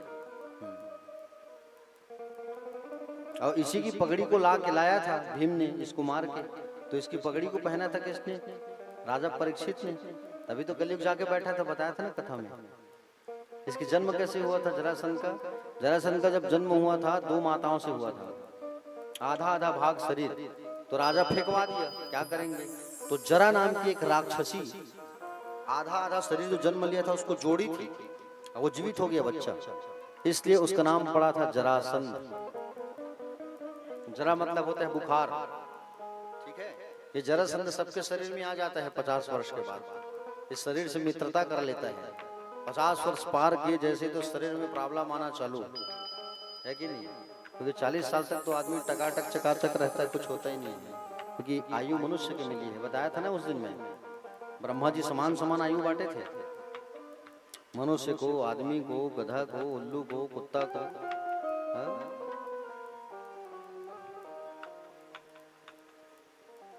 गधा आके बोला ब्रह्मा जी से, बोले 40 साल तक नौकरी नहीं कर सकते, मेरी उम्र आधी कर दो, 20 कर दिया। कुत्ता आके कहा, बोले 40 साल तक कब तक बाहर में चौकीदारी करो, नहीं हो सकता, आधा कर दो उम्र, आधा कर दिया। उल्लू भी आके कहा 40 साल तक कब तक रात भर जागता रहूंगा, नहीं हो पाएगा, आधा करो उम्र मेरी, आधा हो गई। ये आदमी बार बार जाके ब्रह्मा जी से मांगा है उधारी में। बोले प्रभु बढ़ा दो उम्र। ब्रह्मा ने कहा जा रख ले, वो गधा का रखा है, ले ले 20। तो गधा का उम्र मिल गया। थोड़ी देर बाद फिर आया, फिर कहा कि बोले और दे देते भगवान, उम्र बढ़ा देते। कुत्ता कहाँ रहा, रख ले जा। फिर आके कहा कि बोले प्रभु, बोले नाती पंथी भी तो आएंगे, उसके हाथ से भी खाना खाऊंगा, नाती होगा उसका भी शादी करना होगा, और उम्र बढ़ा दो, जा रख ले। उल्लू का रखा है, सब ले ले जा। तो आदमी की जो गति है वो ऐसी हो जाती है।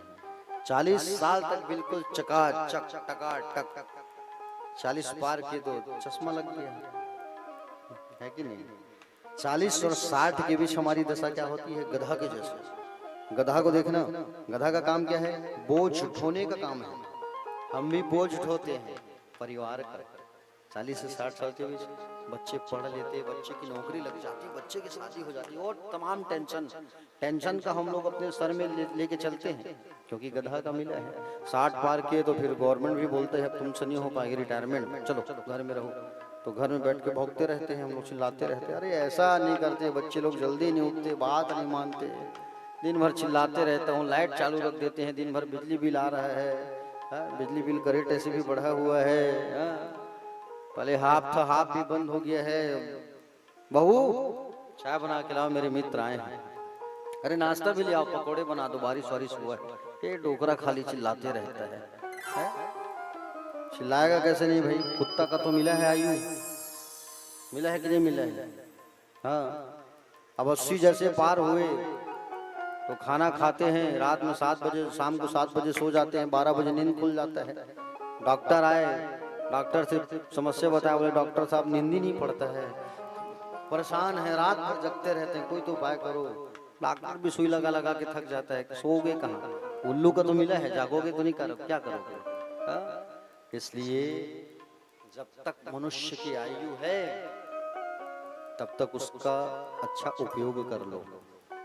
40 साल पार नहीं हुए हो तब तक परिक्रमा करो, जितना हो सके परिक्रमा करो, भगवान का भजन करो, नाचो गाओ कूदो, सत्संग करो। 40 पार खत्म, ठीक है, इसलिए हम लोग भी अभी साधना में लगे हुए हैं। 40 पार हुआ नहीं है, बचा है अभी, इसलिए हम लोग भी उपास ज्यादा कर रहे हैं अभी।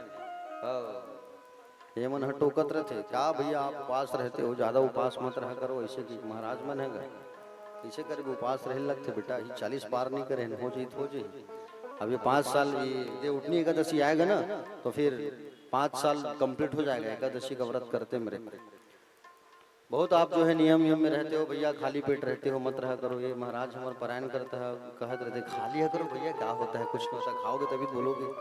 मैं 40 तक रुक जाऊँ, उसके बाद दबा खाऊं। तो 40 तक बिल्कुल हमको टकाटक चकाचक रहना है और साधना करना है भगवान का, 40 साल तक। ठीक है, 36 रनिंग है, 4 साल बचा है। तो प्यारे भक्तजन,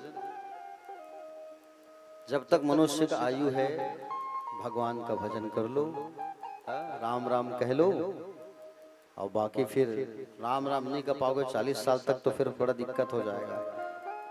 ऊपर जाने के लिए रिजर्वेशन करना बहुत जरूरी है, याद रख लो। कथा सुन रहे हो उसको इधर से सुन किधर से निकालना मत, कथा सुनने आए हो तो कथा ही सुना करो। कई जन मतलब देखता हूँ मैं, ध्यान रही भी नहीं करे कथा में। भगवान बड़े सुंदर दिखत है, महाराज के संगीत वाला मन बड़ा सुंदर है भाई, एक ऐसा कपड़ा पहने रही थी, महाराज जी संगीत वाले मन बने गाथे हो जाते, महाराज जी परान करता मन घलो बने दिखते, महाराज जी घलो बने सुंदर दिखते, शादी हो गए धन्य हुए महाराज के। अभी पिछले कथा में उसने कहा था दीपक मोला, महाराज जी आपकी शादी हुई कि नहीं हुई है, नहीं हुए दाई खोज दे बेकार जन। ऐसे ऐसे लोग मिलते हैं, तो कथा माने के बाद ना लोगों का ध्यान भटक जाता है, यहाँ है ऐसा है वैसा है वैसा है। अरे तुम कथा सुनने आए हो भाई, कथा सुनो ना, इधर उधर का बात क्यों करते हो। कई भक्तों को मैंने देखा है, अब वो भक्तों का नाम नहीं लूंगा मैं, लेकिन खड़ा कर दूंगा मैं, क्योंकि मैं तो चेहरा देख के जान जाता हूँ, भविष्यवाणी कर देता हूँ। कई ऐसे भक्त हैं वो इधर उधर का बात करने आते हैं कथा में, ऐसा हुआ वैसा हुआ ऐसा हुआ। अरे टिकट कटा लो, ऊपर जाने के लिए अच्छा प्लेटफॉर्म है ये, इससे अच्छा प्लेटफॉर्म तुमको नहीं मिलने वाला। बाद में तुम कहोगे घर जाकर भजन करेंगे, नहीं कर पाओगे, बच्चे हैं, पति है, खाना बनाना है, झाड़ू पोछा करना है।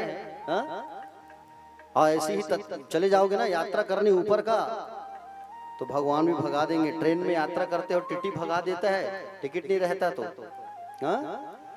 पहले से रिजर्वेशन करना होता कि नहीं होता, यात्रा करते हो तो उसी प्रकार से जब ऊपर जाना है तो ऊपर जाने के लिए भी भैया रिजर्वेशन करा लो, और रिजर्वेशन कराना है उसके लिए प्लेटफॉर्म ये श्रीमद् भागवत की कथा है, जो हमारे मृत्यु के बाद हमारे लिए ऊपर जाने का रास्ता बनाती है।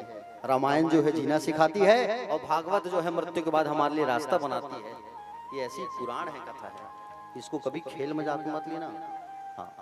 कई भक्तों को मैंने देखा है आते हैं कथा में तो बुराइयां करते हैं, बोले ऐसा है वैसा है, बोले हम लोगों के लिए भी गद्दा मंगा देते क्या होता। सुना है मैंने, आगू वाले मन गद्दम बैठ जाते, हमन गिल्लम बैठे हैं, अब बीच में चाय प्रबंध कर देती तो क्या होती। कथम जमायत घलो आते, अरे थोड़ा अच्छा सा और डेकोरेशन करना था, ऐसा है वैसा है। श्रोता 3 प्रकार के होते हैं, एक है श्रोता जो आके ईमानदारी से कथा सुनता है, और ईमानदारी से कौन कथा सुना है ना 7 दिन तक वो भी बता दूंगा, अभी बताऊंगा आपको, और उसके लिए थोड़ा ताली बजाना। दूसरा है सोता, जो कथा में आके ना सोता है, और तीसरा कहा गया है सरोता, है कि नहीं। सरोता जानते हो ना, काटने का, जो कथा में भी आके काटते रहते हैं और कथा जाने के बाद भी काटते रहते हैं। बताया ना काटने वाले वही, ऐसा हुआ वैसा हुआ। श्रोता जो कथा में आके सुनता है ध्यान से, श्रोता वो है जो कथा में आके, अरे कथा में आए हो तो कम से कम सुन लो, 2-4 बात जीवन में उतर जाए, कल्याण हो जाएगा। एक गांव में ऐसी कथा हो रही थी भैया, और गांव में जब कथा हो रही थी तो गांव के मुखिया को सरपंच कहते हैं। अब सरपंच के घर के बाजू में कथा हो रहा था, सरपंच जी कथा सुनने जाती थी रोज। सरपंच को एक दिन जिद कर दी कि तुम भी जाओ कथा सुनने। सरपंच कहा मैं जाऊंगा, मेरा मान सम्मान थोड़ी होगा, नहीं जाता मैं। सरपंच ने एक दिन ज्यादा जिद कर दी, नहीं जाओगे तो फिर खाना नहीं बनाऊंगा, जाओ। अब वो गए ठसन से कथा में। अब जैसी कथा में आए उसी समय महाराज जी के मुंह से निकल गया आइए। अब वो समझे कि मुझे बुला रहे हैं, आओ भाई चलो। अब वो आ गए बीच में, फिर कथा में महाराज जी के मुंह से कथा बताते बताते निकल गया, बैठिए। महाराज जी ने उसको नहीं कहा, लेकिन वो समझ गए मुझे बैठने कह रहे हैं। अब बैठ गया, पंखा चल रहा है, जैसी पंखा चल रहा है वो दबा के 1 घंटा सो गया वो। और नींद जैसी खुला तो महाराज जी के मुंह से निकल गया, जाइए। वो कहा, महाराज जी मुझे सम्मान दिए भाई, बैठाए भी और जाने के लिए भी कह रहे हैं, चले गए। अब उसको उसके अंदर बुरी आदत ये थी कि नींद में वो बड़बड़ाता था, नींद में बड़बड़ाने का आदत था उसको। अब एक दिन वो जो है सोया था रात में, उसी दिन सोया था कथा में जिस दिन आया था।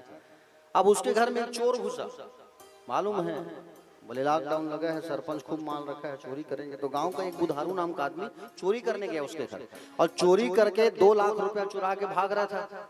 अब उतने में ये सरपंच बड़बड़ाया, क्या बड़बड़ाया, आइए। 3 शब्द सुना था, भागवत में आया था, तो बाकी तो नहीं सुना था। आइए, बैठिए और जाइए। अब नींद में बड़बड़ाया, आइए। वो चोर कहा, अरे बाप रे, आज तो मैं पकड़ा गया, सरपंच देख डाले मुझे, बैठिए। अरे मुझे बैठने कह रहे हैं, बैठ गए। 10 मिनट बाद फिर तीसरा शब्द निकला, बड़बड़ाया, जाइए। तो 2 लाख रुपए ले सोचने पड़ा, जाने भी कह रहे हैं सरपंच, मुझे बुलाए भी, पैसा को वहीं छोड़ के भाग गया। सुबह जैसे सुबह वो चोर आ गया सरपंच के यहाँ, क्योंकि मालूम है बुलाया है, बैठाया है, भेजा भी है, कुछ तो कारण है, पहले जाकर मिल लेता हूँ, कहीं मेरी बदनामी ना करते, सरपंच साहब से मिल लेता हूँ। आके आए और कहे, सरपंच साहब आपका बहुत बहुत धन्यवाद। क्या हुआ रे बुधारू, कैसे सुबह सुबह आया है? चोर सोचा, रात में मुझे बुलाए हैं, बैठाए हैं, और अभी क्या हुआ बोल रहे हैं। बोले सरपंच साहब, बोले गांव में किसी को मत बताना, मैं आपके घर रात में चोरी करने आया था, 2 लाख चोरी करके ले जा रहा था, लेकिन आपने मुझे खूब सम्मान दिया, बुलाया, बैठाया और मुझे भेजा भी। भाई बहुत बहुत बड़े महान हो आप, आपका 2 लाख में वो सोफा के नीचे रखा हूँ करके वो चोर चला गया। इतना बोल के बाजू में खड़ी थी सरपंचिन, बोले क्यों? इसलिए बोलती थी आपको, कथा में जाओ, कथा में जाओ, कथा में जाओ। कथा में गए, कथा तो सुने नहीं आप, सोए हो वहां जाके, मुझे मालूम है। तो कई जन मन होते यात्रा करते तब बहुत जल्दी सो जाते, कथा माते तब सो जाते। क्यों तुमन सर, आपकी सासू माँ भी वैसी है ना? हाँ। तो सरपंचिन ने कहा कि बोले आप कथा में गए नहीं हो, लेकिन 3 शब्द सुने हो आप, और 3 शब्द के कारण स्वामी आपका 2 लाख रुपए चोरी होने से बच गया। ये भागवत भगवान की महिमा है, जो आपका 2 लाख रुपए चोरी होने से बच गया। बोलो भागवत भगवान की। तो कथा में जब आओ तो इधर उधर मत ध्यान को भटकाओ, समझ रहे हो ना? इधर उधर ध्यान को ना भटकाओ, कौन कैसे हुआ, क्या हुआ, कथा में ध्यान रखो। श्रोता बन के आए हैं तो श्रोता बन करके सुनिए। ऐसा और दोबारा कब होगा ना कब ऐसा आयोजन सुनने को मिलेगा कि नहीं मिलेगा, होगा, और हम आएंगे कि नहीं आएंगे इसकी कोई गारंटी थोड़ी है कि नहीं। तो श्रोता जो है, श्रोता को बड़े सच्चे मन से कथा सुनना चाहिए। अब आप कहेंगे कि बोले महाराज जी श्रोता कौन है, यहाँ कौन ध्यान से सुना है? ऐसा नहीं है। क्लास में 100 बच्चे आए हैं तो 100 लोग मूर्ख हैं, ऐसा नहीं। एक बच्चा टैलेंटेड भी होता है। वैसे ही यहाँ एक भैया ऐसे हैं जो बड़े ध्यान से कथा सुने हैं, अब उनका नाम तो मुझे पता नहीं, लेकिन बिल्कुल ध्यान से कथा सुने हैं। और हमारे श्री राजेश बाबू जी के बाजू में बैठे हैं, वो एक बार ताली हो जाइए उनके लिए। नाम मुझे पता नहीं भैया का, कहाँ से आते हैं क्या है, लेकिन बड़े ईमानदारी से कथा सुने हैं। और आपको मैं सही बताऊं कि कई बार मेरा ध्यान भटकता था तो भैया को ही देख के कथा कहता था मैं, कम से कम से ध्यान से सुन तो रहे हैं। ऐसा बोलो भक्त वत्सल भगवान की। तो प्यारे भक्तजन, कथा में आए हैं तो कथा ध्यान से बिल्कुल सुनना चाहिए। और कथा जो है हमारे व्यथा को दूर करती है। अपना जो तन है, मन है, दिल है, भगवान को दे दो आप। 2 घंटा के लिए कम से कम 2 घंटा कथा सुनने आए हो तो 2 घंटा भगवान को अपना तन मन धन सब सौंप दो, भगवान को सब चीज अर्पण कर दो है। और उनसे अगर उन पे अगर सब चीज समर्पण कर दोगे तो बड़ा आनंद आता है उसमें, वो जीवन जीने में बड़ा आनंद आता है, समझ रहे हो ना? उनसे संबंध जोड़ो, अपने दिल में भगवान को बैठाओ, ना कि इधर उधर। दिल दे दो भगवान को। इसलिए कहते हैं, क्या कहते हैं? मोहन से दिल क्यों लगाया है, ओ छलिया से दिल क्यों लगाया है। एक बार दिल लगा के देखो भैया, बड़ा सुकून मिलता है। मैं तो लगाया हूँ इनसे दिल, आप भी मेरे साथ जुड़ जाओ, आप भी आ जाओ लाइन में, आपका भी दिल लग जाएगा भगवान से। हाँ? और बड़ा आनंद आता है जब दिल लग जाता है, कह रहे सच्ची बात है।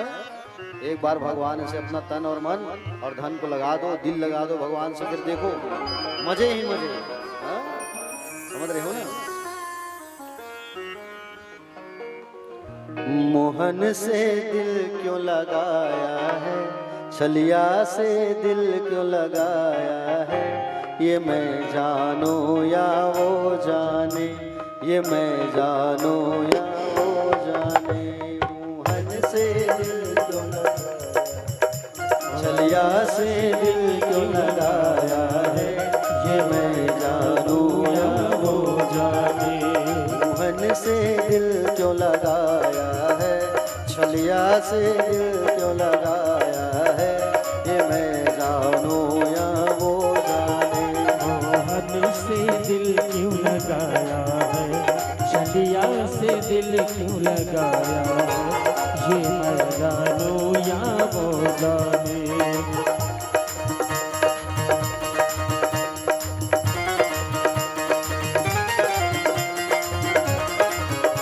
जय हो।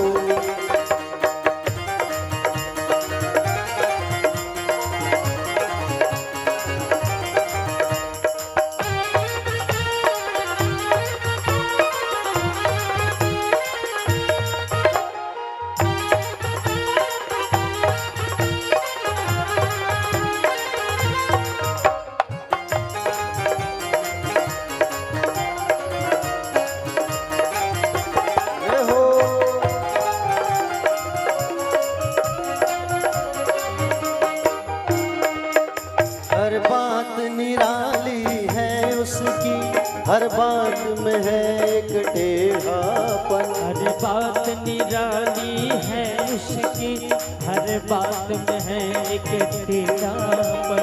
हर बात निराली है उसकी, हर बात में है एक टेढ़ापन। हर बात निराली है उसकी, हर बात में है एक टेढ़ापन। टेढ़े पे दिल क्यों आया है, टेढ़े पे दिल क्यों आया है, ये मैं जानूं या वो जाने। मोहन से दिल क्यों लगाया है, छलिया से दिल क्यों लगाया है, ये मैं जानूं या वो जाने। हो।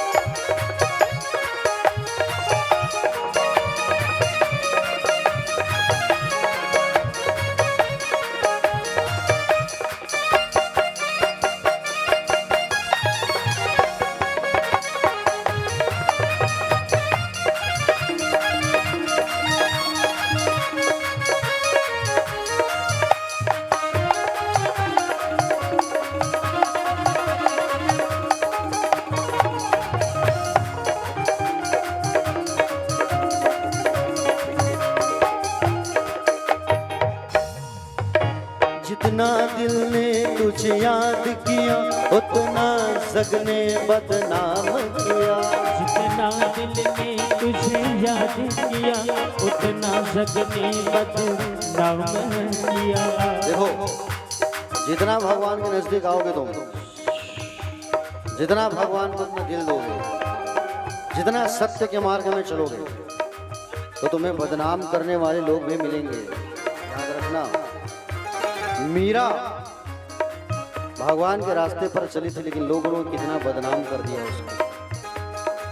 मीरा जैसे को नहीं छोड़ा तो हम तो साधारण हैं। और उस कंडीशन में घबराना मत, पकड़े रहना इनके पैरों को।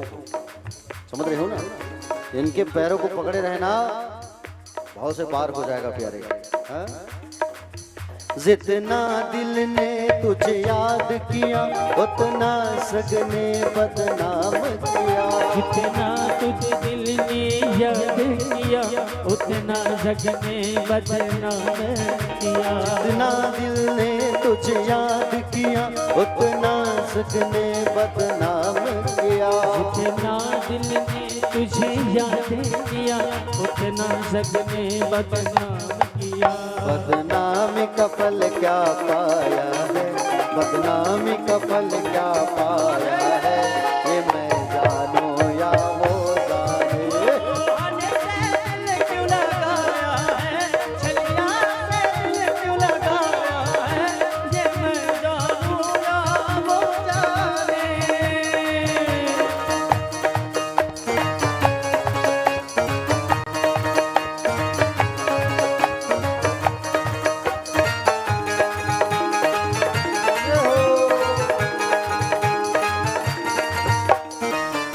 आलियों की सेवा करते हुए सभी लोग उत्साह से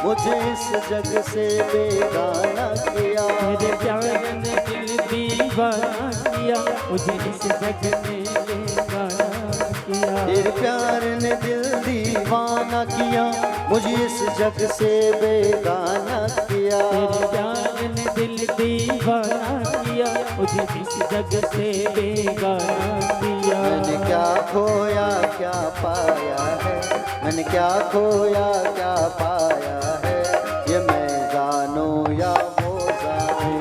मन से दिल क्यों लगाया है, छलिया से दिल क्यों लगाया है, ये मैं जानू या वो जाने, ये मैं जानू या वो जाने। मन से दिल क्यों लगाया है, छलिया पे दिल क्यों आया है, ये मैं जानू या वो जाने। ये मैं जानू या वो जाने, ये मैं जानू या वो जाने। ये मैं जानू या वो जाने।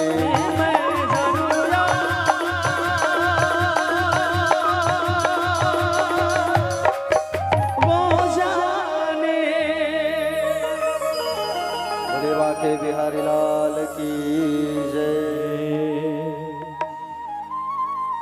एक बार हाथ उठा के सभी वक्त कहेंगे मेरे साथ मिल करके राधे राधे। प्यारे भक्तजन,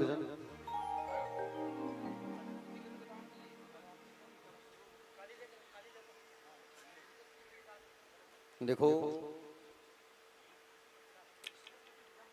भगवान श्री सुखदेव जी महाराज राजा परीक्षित से कहने लगे, बोले हे राजन, आइए आगे सुदामा चरित्र की ओर आगे बढ़ते हैं। सुखदेव भगवान ने एक बार प्रश्न किया कि प्रभु एक बात बताओ, भगवान का नाम है दीन बंधु, तो क्या भगवान ने किसी दीन बंधु को, किसी दीन को बंधु बनाया है? दीन बंधु नाम तो है भगवान का, तो किसी दीन मतलब गरीब, अपना मित्र बनाया है? तो भगवान सुखदेव जी ने कहा, बोले हाँ बनाया है। नाम था सुदामा। क्या नाम था? सुदामा। एक बार जयकारा लगाइए पहले सब, ध्यान सबका भटक गया है। चलिए फिर कथा में आगे प्रवेश करेंगे। बोले राधा रमण लाल की, द्वारिकाधीश भगवान की, राधे राधे।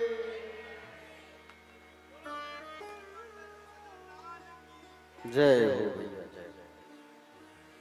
तो प्यारे भक्तजन, भगवान द्वारिकाधीश हैं, द्वारिका के भगवान राजा हैं। तो आज किसकी बदौलत है पता है आपको? सुदामा के बदौलत। दरिद्रता का श्राप सुदामा ने अपने ऊपर लिया था, इसलिए तो आज राजा बन के बैठे हैं द्वारिका के। प्यारे भक्तजन,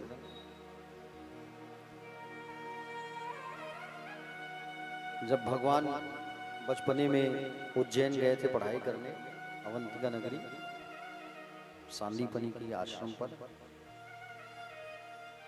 तो वहां उनकी मित्रता हुई थी सुदामा से। पोरबंदर गुजरात का रहने वाला है सुदामा।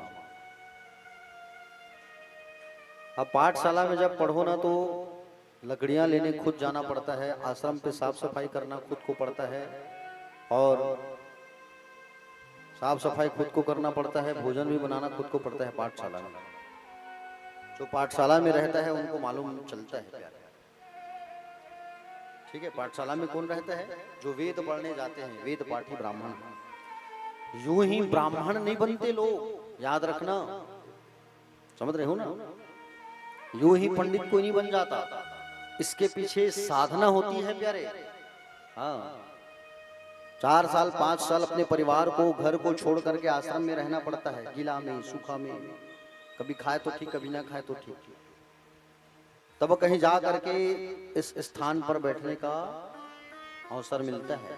व्यासपीठ पे तपस्या करना होता है, साधना करना होता है, बिना साधना के इतना बड़ा व्यासपीठ नहीं मिलता। तो भगवान श्री कृष्ण सुदामा भी लकड़ियां तोड़ने जाते थे। तो लकड़ियां तोड़ने जब जाते थे तो गुरु माँ जो है कुछ दे देती थी, जंगल में बेटा खा लेना करके।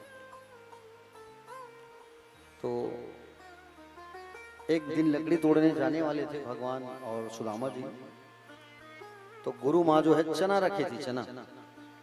कन्हैया जो है लकड़ी तोड़ने जब जाएगा तो मैं इसको दूंगी। उसी समय एक संत का आगमन हुआ उस आश्रम पे, सांदीपनी के यहाँ, और वो संत ने कुछ मांगा खाने के लिए। और संत ने जब मांगा खाने के लिए तो सांदीपनी मैया, सांदीपनी की पत्नी ने मना कर दिया, कुछ नहीं है मेरे पास। वो संत महात्मा अपनी शक्ति से जान गए थे कि चना रखा है फिर भी ये माता जी मुझे नहीं दे रही है। तो उस संत ने श्राप दे दिया, मुझे नहीं मिला ये चना, और जो भी इस चना को खाएगा वो दरिद्र हो जाएगा। जो भी इस चना को खाएगा वो दरिद्र हो जाएगा। इस बात को सुदामा सुन रहा था। दूसरे दिन जब लकड़ी तोड़ने गए, और दूसरे दिन जब लकड़ी तोड़ने जब गए तो गुरु माँ ने उसी चना को दे दिया। और गुरु माँ ने जब जैसे उस चना को दिया खाने के लिए, तो सुदामा जी को ये बात मालूम था कि ये जो श्रापित चना है। तो लकड़ियां तोड़ने सुदामा चढ़ता था पेड़ में, और आज भगवान को चढ़ा दिया। भगवान चढ़ गए लकड़ी तोड़ने के लिए, सुदामा जी उस चना को खा गए। अरे मैं अपने मित्र को दरिद्रता थोड़ी दे सकता हूँ, श्रापित चना है वो। मैं अपने मित्र को बोले गरीबी नहीं दे सकता, मैं दरिद्रता नहीं दे सकता, मैं बलिदान खुद हो जाऊंगा लेकिन मित्र को दरिद्रता नहीं दूंगा। ऐसा कह करके चना को खा लिया सुदामा ने। भगवान ने पूछा भैया क्या खा रहे हो सुदामा? बोले कुछ नहीं कन्हैया, बोले ठंड लग रही है तो दांत किटकिटा रही ठंड के कारण, बारिश हो रही थी धीमी धीमी। बोले अच्छा। भगवान जान गए, वाह रे सुदामा, इस श्रापित चना को तू खा रहा है, इस श्रापित चना को तू खा रहा है जानबूझ करके कि मुझे दरिद्रता ना मिले। इसीलिए सुदामा के जीवन में दरिद्रता तो नहीं कहा सकते, गरीबी। दरिद्रता किसे कहते हैं? जो जीवन में एक आस लगा के बैठे रहता कि मुझे कुछ और प्राप्त हो, मुझे चाहिए और चाहिए, उसे दरिद्र कहा जा सकता है। तो आज भगवान के अगर भगवान राजा हैं द्वारिका के, तो सुदामा की देन है वो। पोरबंदर के वासी थे सुदामा जी। पत्नी का नाम था सुशीला। क्या नाम था? सुशीला। 4 बच्चे थे सुदामा जी के। बहुत भयानक गरीब थे बेचारे, बहुत गरीब। कच्चा मकान था और कपड़ा भी कई जगह से टूटा फूटा। बारिश जब होती थी, और बारिश जब होती थी प्यारे, तो पूरे नगर का पानी उसके घर में आके घुसता था। अब सोचो वो कैसे रहते होंगे बरसात में। ठंड जब आता था तो दरवाजा नहीं था कि ठंडी हवा ना घुसे घर पर, ना दरवाजा नहीं, कुछ नहीं, ठंडी हवा घर में घुसता था। प्यारे, बड़ी भयानक गरीबी सुदामा के घर। सुदामा जी महाराज के बच्चों के पास पहनने के लिए कपड़ा नहीं था, वस्त्र नहीं था, ना ही खुद के पास वस्त्र था अच्छा सा पहनने के लिए। फटी पुरानी धोती को ही पहना करते थे। अच्छा, भिक्षा नहीं मांगे हैं सुदामा जी, भीख नहीं मांगे हैं। हाँ। सुदामा जी हरि कीर्तन करने जाते थे, गांव-गांव बैठ करके कथा सुनाते थे। कथा पूजा में जो चढ़ जाता था, आरती पुष्पांजलि में जो चढ़ जाती थी, पैसा उसी को लाके घर चलाते थे। कभी कोई भक्त आ जाते थे कथा सुनने, तो कभी कोई नहीं आता था। जिस दिन सुदामा जी की कथा में कोई नहीं आता था, तो सुदामा जी चावल खरीद के ले जा नहीं पाते थे घर। उस दिन सुदामा के घर में, बोले सुदामा के घर में उस दिन खाना ही नहीं पकती थी। सोचो आप, ऐसी गरीबी थी सुदामा के घर। गुंडे में पानी रखा हुआ रहता था गर्म होने के लिए, गर्म हो के भाप बन के उड़ जाता था। सुशीला जान जाती थी, जब सुदामा जी लेट करके आते थे, मालूम चल जाता था आज मेरे स्वामी को कुछ नहीं मिला। थोड़ा रहता उसे बांट के सबको खिला देती थी सुशीला मैया।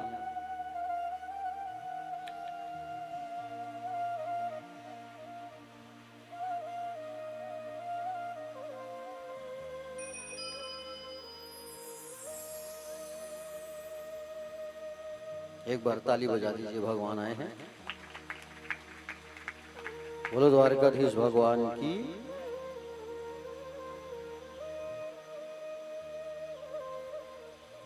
तो सुदामा जी के घर प्यारे बहुत गरीबी थी। कभी जब चावल पकता था ना, उसे सब लोग बांट के खाते थे। और कभी जब ऐसी स्थिति बन जाती थी, तो बच्चे लोगों को ही खिला करके सुदामा जी उनकी पत्नी भूखे सो जाते थे। कभी सबको बढ़िया खाने को मिल जाता था, तो कभी सब भूखे सोते थे। ऐसी गरीबी थी सुदामा जी के घर। समझ रहे हो ना, ऐसी गरीबी थी सुदामा के घर। कभी सुशीला मैया जो है देखती कि आज कुछ खाने को नहीं है, तो क्या करूं, बच्चों को तो नींद आता नहीं है, भूख लगता है तो रोते हैं। तो सूती के कपड़ों को गीला करती थी और गीला करके पेट में बांध देती थी, पेट में रख देती थी और सुलाती थी लोरी लाकर। पड़ोसियों के घर जाती थी बेचारी मांगने के लिए, बहन उधार में चावल दे दो बहन। पड़ोसी लोग ताना देते थे, पहले का तो चुकाई नहीं है उधार, फिर मांगने आ गई तू। हाँ? पहले का उधार चुकाई नहीं है, मांगने आ जाती है तू। प्यारे भक्तजन, सुशीला मैया जो है त्रस्त हो जाती थी। एक दिन त्रस्त हो गई सुशीला मैया, और उसी समय फसल कटाई हो रही थी। खेत में गई बेचारी। जब खेत में बैठ करके देख रहे थे कि ये खेत वाले कब जाएं, तो मैं इसके खेत में जाऊं और जो धान कटा है उसको, जो गिरा रहता है उसे उठा के ले आऊं। खेत के मालिक जब अपने खेत के धान को पूरा उठा करके ले जाते थे, चुपके से जाती थी खेत में, कोई देखे मत, ब्राह्मण की पत्नी है। ब्राह्मण की पत्नियां बाहर जाकर के जब कार्य करती है तो शोभा नहीं देता, गांव वाले हंसते हैं। चुपचाप बेचारी खेतों में जाती थी और जो धान का बीज रहता था चुपचाप उठाती थी, उठा के घर चली जाती थी। उसे लाके कूटती थी और कूट करके धान से बीज निकालती थी, चावल निकालती थी। जो भूसा होता था ना, उस भूसा को भी अलग से रख देती थी वो। बच्चे को जब भूख लगेगा तो इस भूसे की ही रोटी बना के खिलाऊंगी मैं। सोचो आप, इतनी गरीबी थी। ठंड का दिन रहता था तो उनके बच्चे कांपते थे, और बच्चे कांपते थे, साल नहीं, स्वेटर नहीं, कंबल नहीं है? इसीलिए अगर कोई गरीब रहता है ना तो ठंड के दिन में उन्हें जरूर दान करना प्यारे। कोई फुटपाथ पर सोया है, कोई फुटपाथ पर अगर सोया है कोई गरीब बन पड़े, अगर सामर्थ्यवान हो तो जरूर ठंड का दिन आता है तो स्वेटर का दान किया करो, कंबल का दान किया करो, शॉल का दान किया करो प्यारे। बहुत पुण्य मिलता है। आपके द्वारा दी हुई वस्तु को अगर कोई उपयोग करे तो उसका फल 2 गुना प्राप्त होता है। होता क्या है पता है? जब आप आज यहाँ किसी गरीब को या किसी ब्राह्मण को दान करते हो कंबल का या स्वेटर का, अगर वो उसे पहनता है, मृत्यु जब होती है तुम्हारी, यम के दूत तुमको लेके जाते हैं। सीताढ़ नाम का एक नरक आता है, सीताढ़, वहां पर शीत बरसते रहता है। यम के दूत पूछते हैं क्या तुमने स्वेटर दान किया, तुमने कंबल का दान किया? अगर तुम दान किए रहोगे तो तुम गर्व से कहोगे मैंने हाँ दान किया, और तुम अगर दान नहीं करे रहोगे तो वहां तुमको उस नर्क में जाना पड़ेगा। और उस नर्क में जाने से बचना है तो किसी गरीब को ठंड के दिन में जरूर कंबल का दान कर देना। अगर यकीन न हो मेरी बात में तो गरुड़ पुराण नरकों का वर्णन एक अध्याय है, उसको खोल के देख लेना, पढ़ लेना। समझ रहे हो ना? तो सुदामा जी के घर की स्थिति बड़ी दयनीय थी, बहुत गरीबी। बच्चों के पास चरण चप्पल जूता नहीं था, सुदामा के पास, बेचारे के पास चप्पल जूता नहीं था। ऐसे ही नंगे पांव जाया करते थे, भटका करते थे। बताओ, ऐसी विडंबना थी प्यारे। जब कोई पूछता सुदामा से भैया खाना खाए, हाँ खा लिया, कभी मुंह से नहीं निकला कि मैं नहीं खाया हूं। और कभी किसी यहाँ मांगने नहीं गया वो सुदामा, ना ही किसी को बताया अपनी परेशानी। लोग पूछते थे क्या सब्जी खाए हो भैया, बोले भैया आलू की सब्जी खाए हैं। भले वो भूखे रहे लेकिन बताते थे आलू की सब्जी खाए हैं। ये सुदामा की महानता थी। जितना मिल जाता उतने को ही संतोष स्वरूप धन समझ करके संतोषी रह जाते थे, संतोष को मन में बसा लेते थे। संतोषी ब्राह्मण थे सुदामा जी, कभी मांगने नहीं गए किसी से, भगवान से रह नहीं गया। भगवान ने देखा कि सुदामा कब तक तू गरीबी झेलेगा, ऐसा सोच के भगवान स्वयं सुदामा के घर भिक्षा मांगने आ गए। भगवान एक ब्राह्मण का रूप बना के, और ब्राह्मण के रूप बना करके जब भिक्षा मांगने के लिए जब पहुंचे, और भिक्षा मांगने जब पहुंचे ब्राह्मण का स्वरूप बना करके, तो प्यारे भिक्षा मांगने जब आए तो सुशीला मैया निकली, कहिए बाबा, बोले भिक्षा मांगने आए हैं तो मेरे यहाँ तो कुछ नहीं है तो क्या दूं, मेरे यहाँ सूतक लगा है, सूतक में तो दान देते नहीं। भगवान ने कहा देख सुशीला कितनी दिमागदार है, दान ना देना पड़े है नहीं कुछ तो बहाना कर रही सूतक लगा है। अच्छा किस चीज का सूतक लगा है? उन्होंने कहा महाराज गरीबी का सूतक। अरे पगली, तेरे स्वामी का नाम सुदामा है ना? बोले हाँ। तो सुदामा है तेरे स्वामी का नाम, तो एक काम क्यों नहीं करती है तू, अपने पति को भेज देना। कहा? बोले उनके मित्र के यहाँ, उनके बचपन का एक मित्र है द्वारिकाधीश, बड़े दयालु हैं, दीन बंधु हैं, उनके यहाँ भेज देना। इतना कह करके भगवान चले गए। शाम को सुदामा जी आए। शाम को सुदामा जी जैसे ही पहुंचे, और शाम को जब सुदामा जी पहुंचे प्यारे भक्तजन, और शाम को जैसे ही सुदामा जी महाराज जब पहुंचे तो सुदामा जी महाराज को पत्नी कहती है सुशीला की क्यों जी, आप मुझसे एक बात छुपा के रखे हो? सुदामा ने कहा क्या? बोले आपके बचपन की एक सखा है, सुदामा नाम है उनका। बोले द्वारकाधीश नाम है उनका? बोले हाँ। तो एक बार आप द्वारकाधीश जी से मिलने चले जाओ। सुशीला कैसी बात कर रही हो तुम, क्यों जाऊं मैं? अरे एक बार जाओगे तो कुछ तो देंगे वो।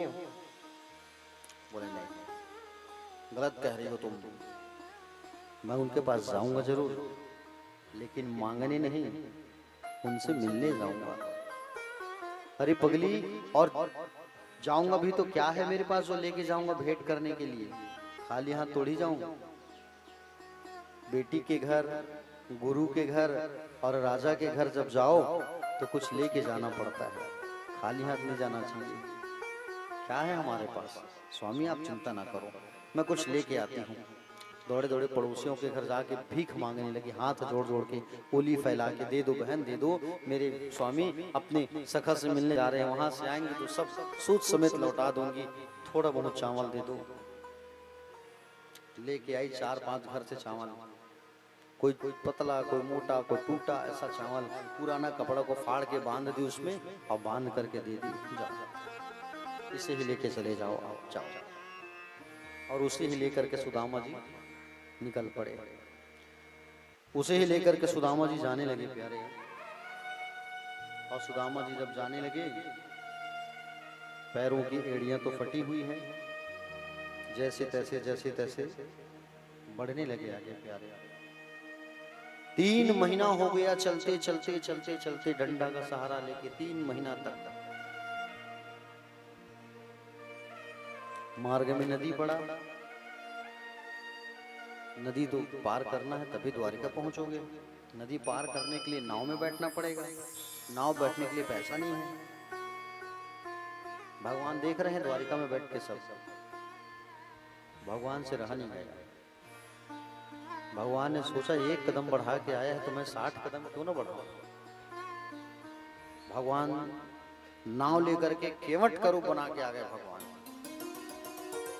केवट का रूप बना के आ गए भगवान, और केवट का रूप बना के भगवान आए प्यारे। सुदामा से कहा, ए सुदामा, अरे आओ भैया, आओ आओ, कहाँ जाओगे, कहाँ जाना है तुम्हें, आओ आओ हमारी नाव में बैठो, आओ आओ आओ।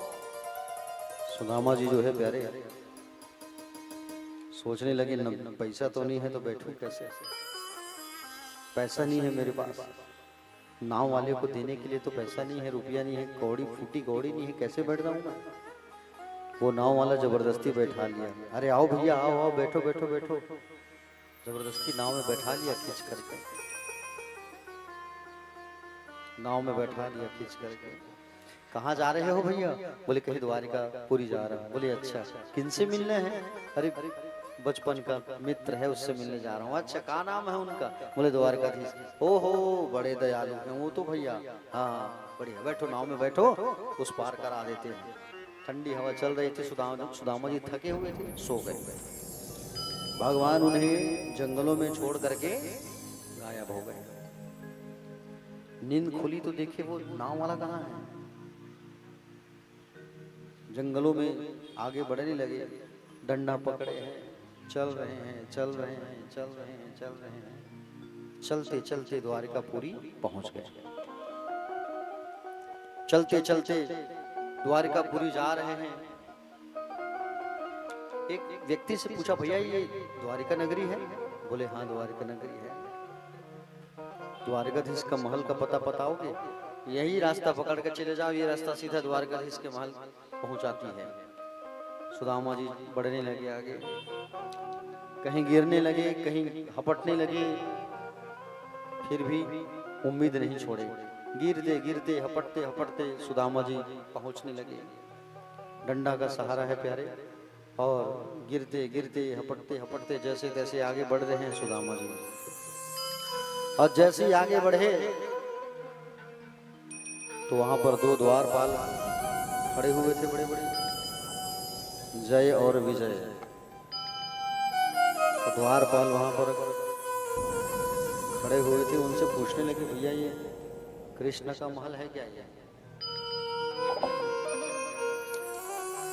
द्वारपालों ने कहा, बोले इसका हुलिया तो देखो कैसा दिख रहा है, और पूछ रहे हैं कृष्ण का महल है क्या?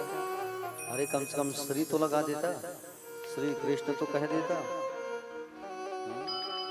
आइए, बड़ा प्यारा भजन है यहाँ पे, उसको रसपान करते हैं, फिर कथा में आगे बढ़ेंगे। सुदामा जी आ गए हैं, बरताली बजा दीजिए।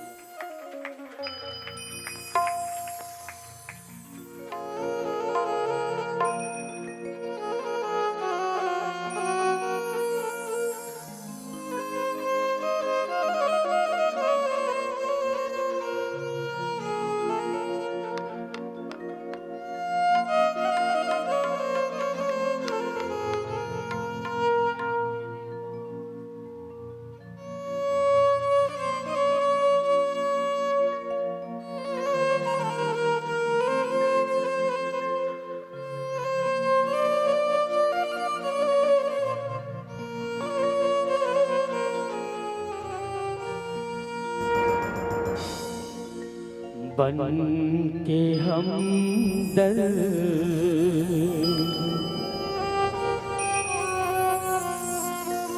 मेरा हम साया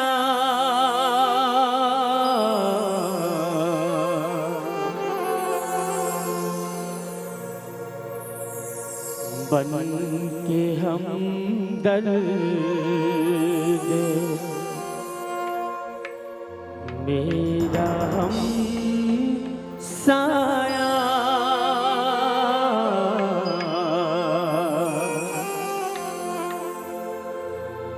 तू मेरी जिंदगी में आया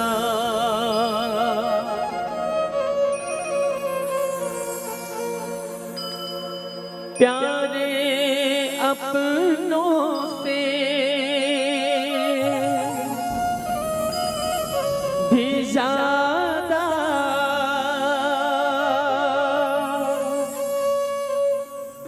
किया था तूने मुझे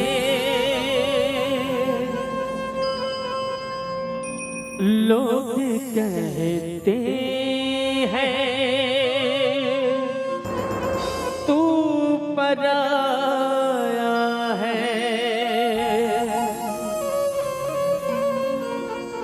मेरे कृष्ण कैसी अनोखी लीला है प्रभु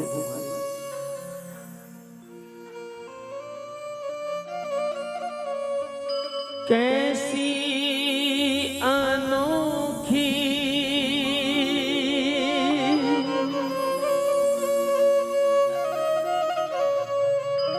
है ये श्याम कहानी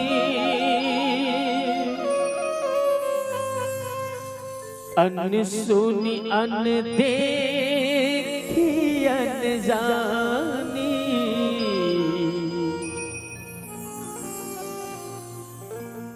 अनसुनी अनदेखी अनजानी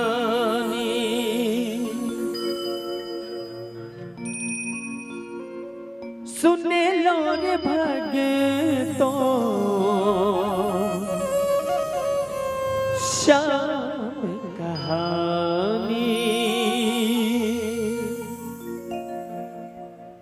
गरीबी से बुरा हाल धर्म पत्नी के बार बार कहने पर सुदामा जी ना चाहते हुए अपने बचपन के मित्र श्री कृष्ण से मिलने चला द्वारकाधीश के महलों के अंदर जाने का प्रयास किया तो बाहर खड़े दो द्वारपालों ने रोका किधर जाता है तो सुदामा जी ने हाथ जोड़कर प्रार्थना करने लगे अरे देखो देखो ये गरीबी का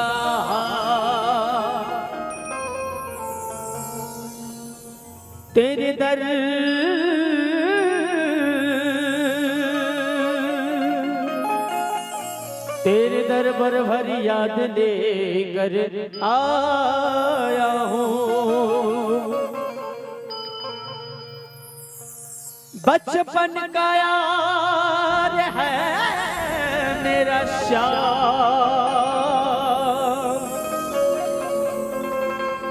यही विश्वास लेकर आया हूँ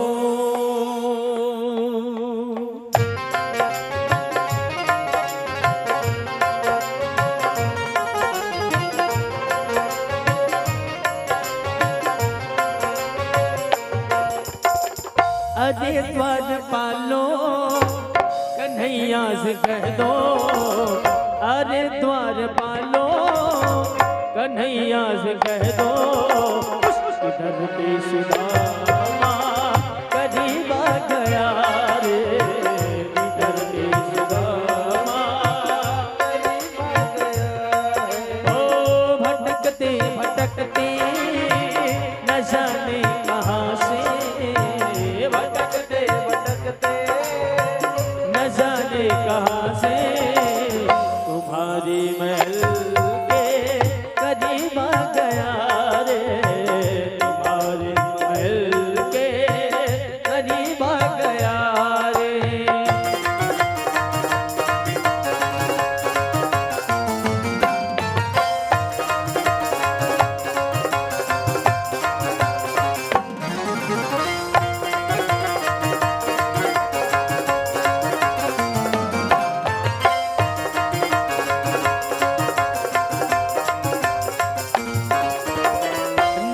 पे है पगड़ी न तन पे है जामा, बता दो कन्हैया को नाम है सुदामा।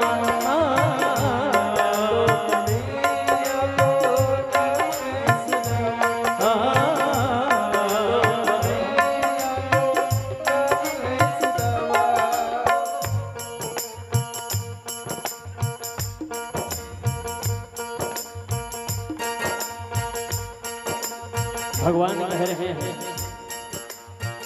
कि ऐ सुदामा, आज जो भी हूं ना, ये जो तुम देख रहे हो, पद मान सम्मान प्रतिष्ठा, ये कहीं ना कहीं तेरे ही बदौलत है, तेरे ही करामत है।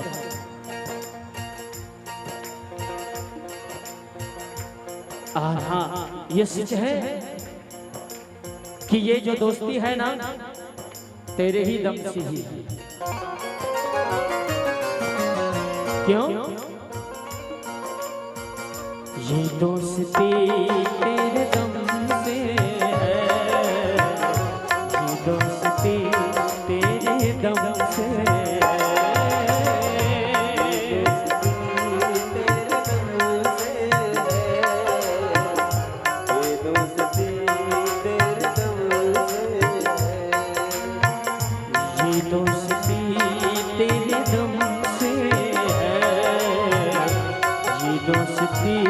तेरे दम से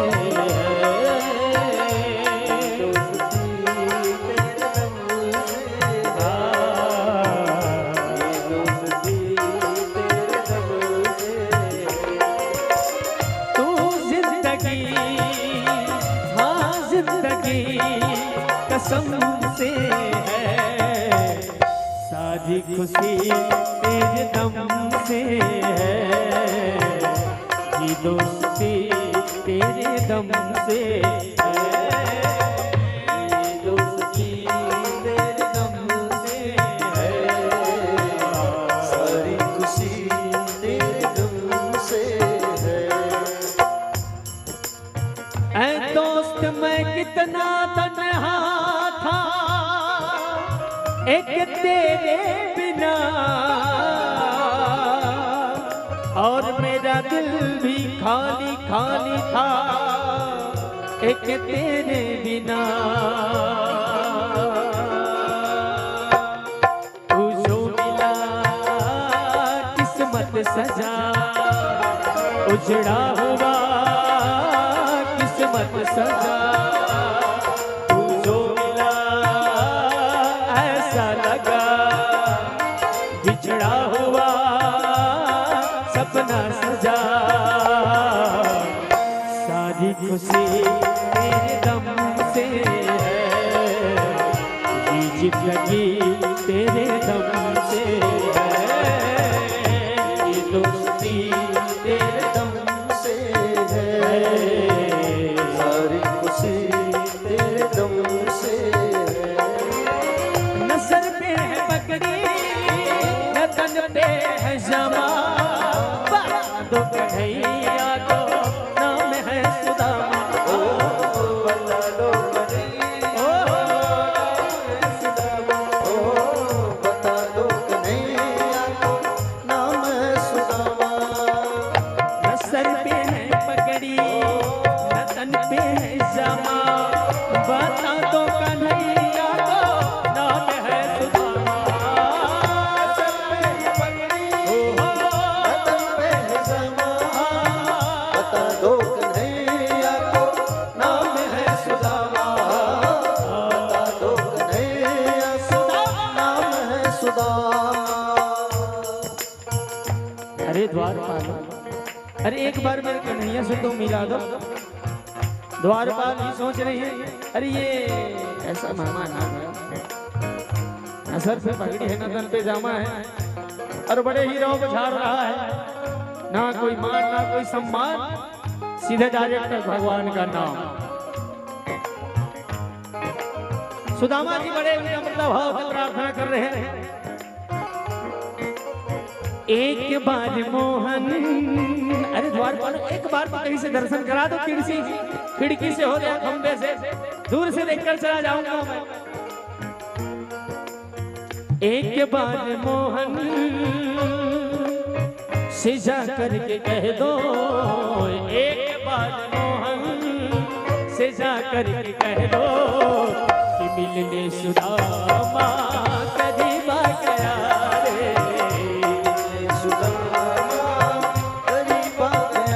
ओ अभी बात पालो कन्हैया से कह दो,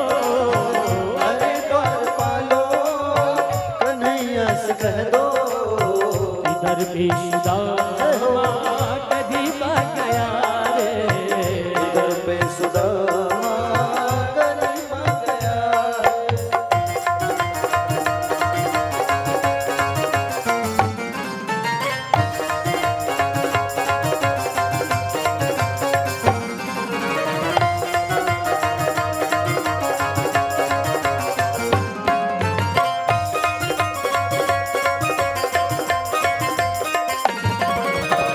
वो सुनते ही दौड़े चले आए मोहन, लगाए गले से सुदामा को मोहन, गले से सुदामा को भुला गिरे जी भगवान। काहे सुदामा के प्रेम में ऐसे है पागल से बेचारा है नी, ले कहीं नहीं। वो सुनते ही दौड़े चले आए मोहन, लगाए गले से सुदामा को मोहन, लगाया गले से सुदामा को,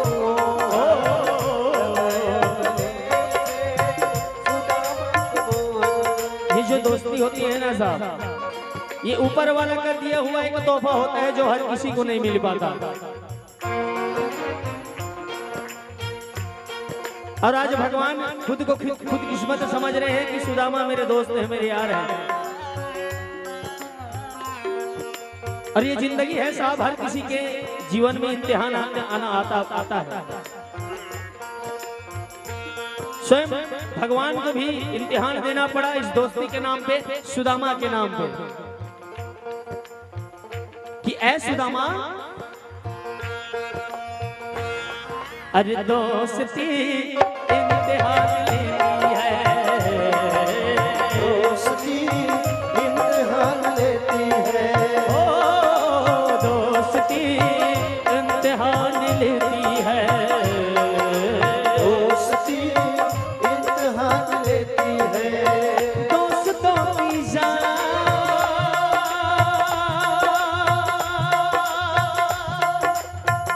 दोस्तों की जान,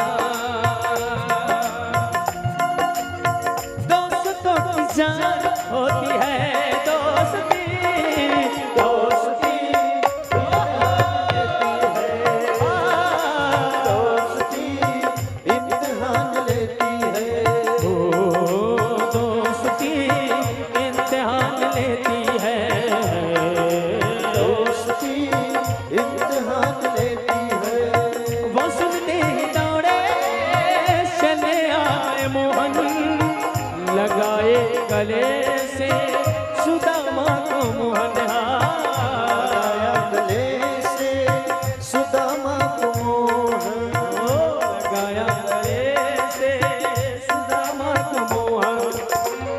वो सुनते ही दौड़े चले आए मोहन, लगाया गले से सुदामा को मोहन, दौड़े चले आए मोहन, मोहन लगाया गले से सुदामा को मोहन, लगाया गले से सुदामा को मोहन। फिर भैया रुक्मणी को जम्भीर लगा, एक ऐसा मेहमान आ गया है, हाँ न सर पे पगड़ी है न तन पे जामा है, अपने आप को सुदामा बता रहा है। आंखों ही आंखों में बात कर रहे हैं भगवान से। बोले भगवान जी, इनका चक्रव्यूह समझ में आ रहा है, कुछ बताइए जरा। ओ हुआ रुक्मणी को बहुत ही अचंभा, हुआ रुक्मणी को बहुत ही अचंभा। ये मेहमान कैसा अजीबा गया रे, मेहमान कैसा अजीबा गया है। ओ अजी द्वार पालो कन्हैया से कह दो, हरे द्वार पालो कन्हैया से कह दो। इधर पे सुदामा करीबा गया रे, पे सुदामा करीब आ गया है। भटकते भटकते न जाने कहाँ से, भटकते भटकते न जाने कहाँ से। तुम्हारे महल के करीब आ गया रे, तुम्हारे महल के करीब आ गया है। तुम्हारे महल के करीब आ गया रे, तुम्हारे महल के करीब आ गया।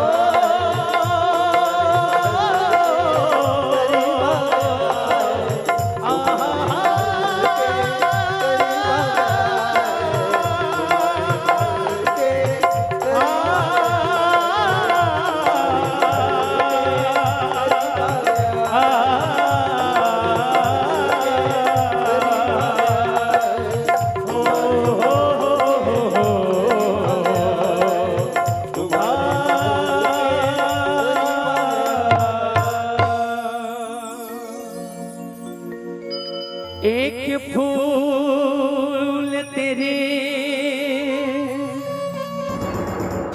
चरणों में रख कर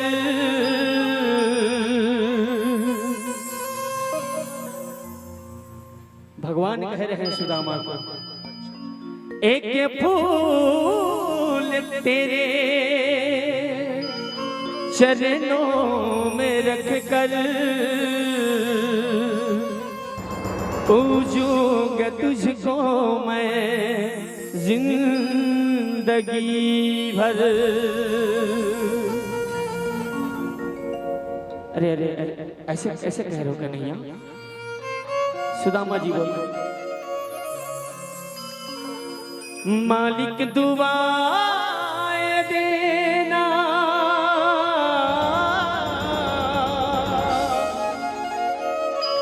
अरे आप मेरे मालिक हो, आप मेरे दाता हो, दाता दुआएं देना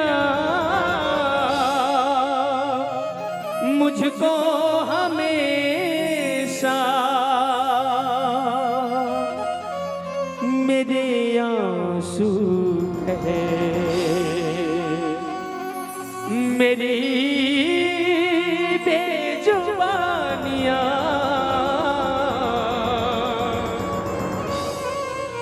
तेरी मेहरबानियां तेरी कदरदानियां कुर्बान तुझे पर मेरी कई जिंदगानियां।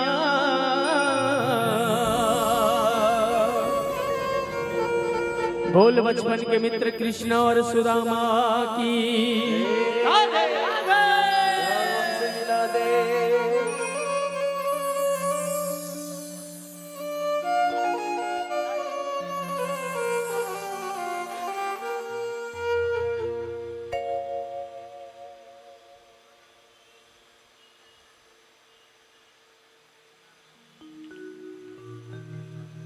बोलो भक्त और भगवान की जय।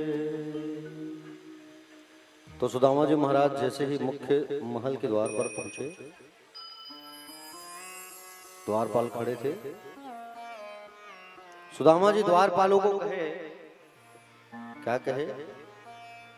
बोले जय श्री कृष्ण, जय श्री कृष्ण। आप लोग बैठे रहिए, कथा में अभी बीच में ना आइए, निवेदन है मेरा। जितने भक्त अभी पूजा वूजा करने आ रहे हो बैठे रहिए, आप लोग पूजा करने अभी मत आइए, बैठ जाइए। मैं जब बताऊंगा तभी अपने स्थान से उठना है, क्योंकि अब इधर कथा जो है ज्यादा बचा नहीं है, तो जो बचा है उसको ध्यान से सुन लो, फिर कथा विराम हो जाएगा, फिर भ्रमण होगा। तो जो बता रहा हूं उसे सुन लीजिए ध्यान से।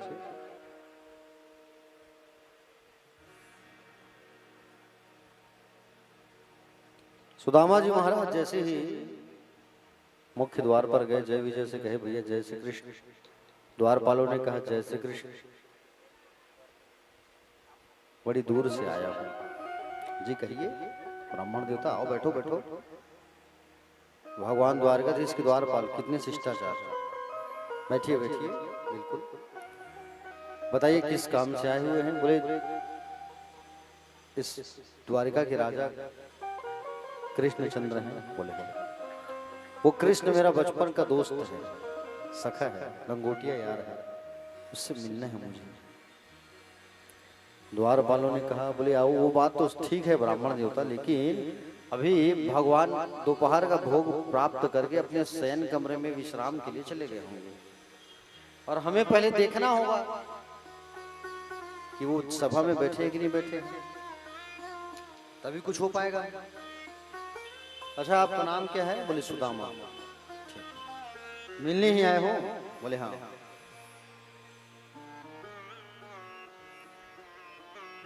बोले हाँ। ठीक है, हम अंदर जाके देखते हैं क्या हो रहा है, आप बैठिए। अंदर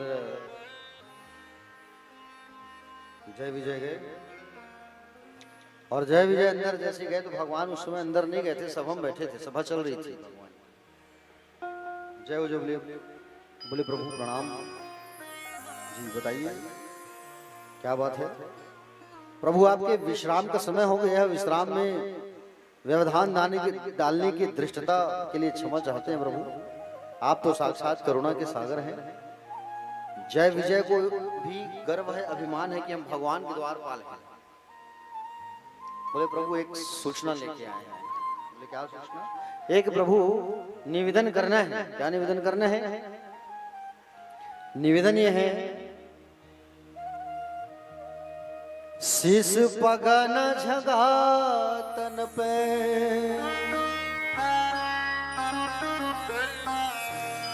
प्रभु जाने को आही बसो के ही ग्रामा, धोती फटी सी लटी दुपटी अरू,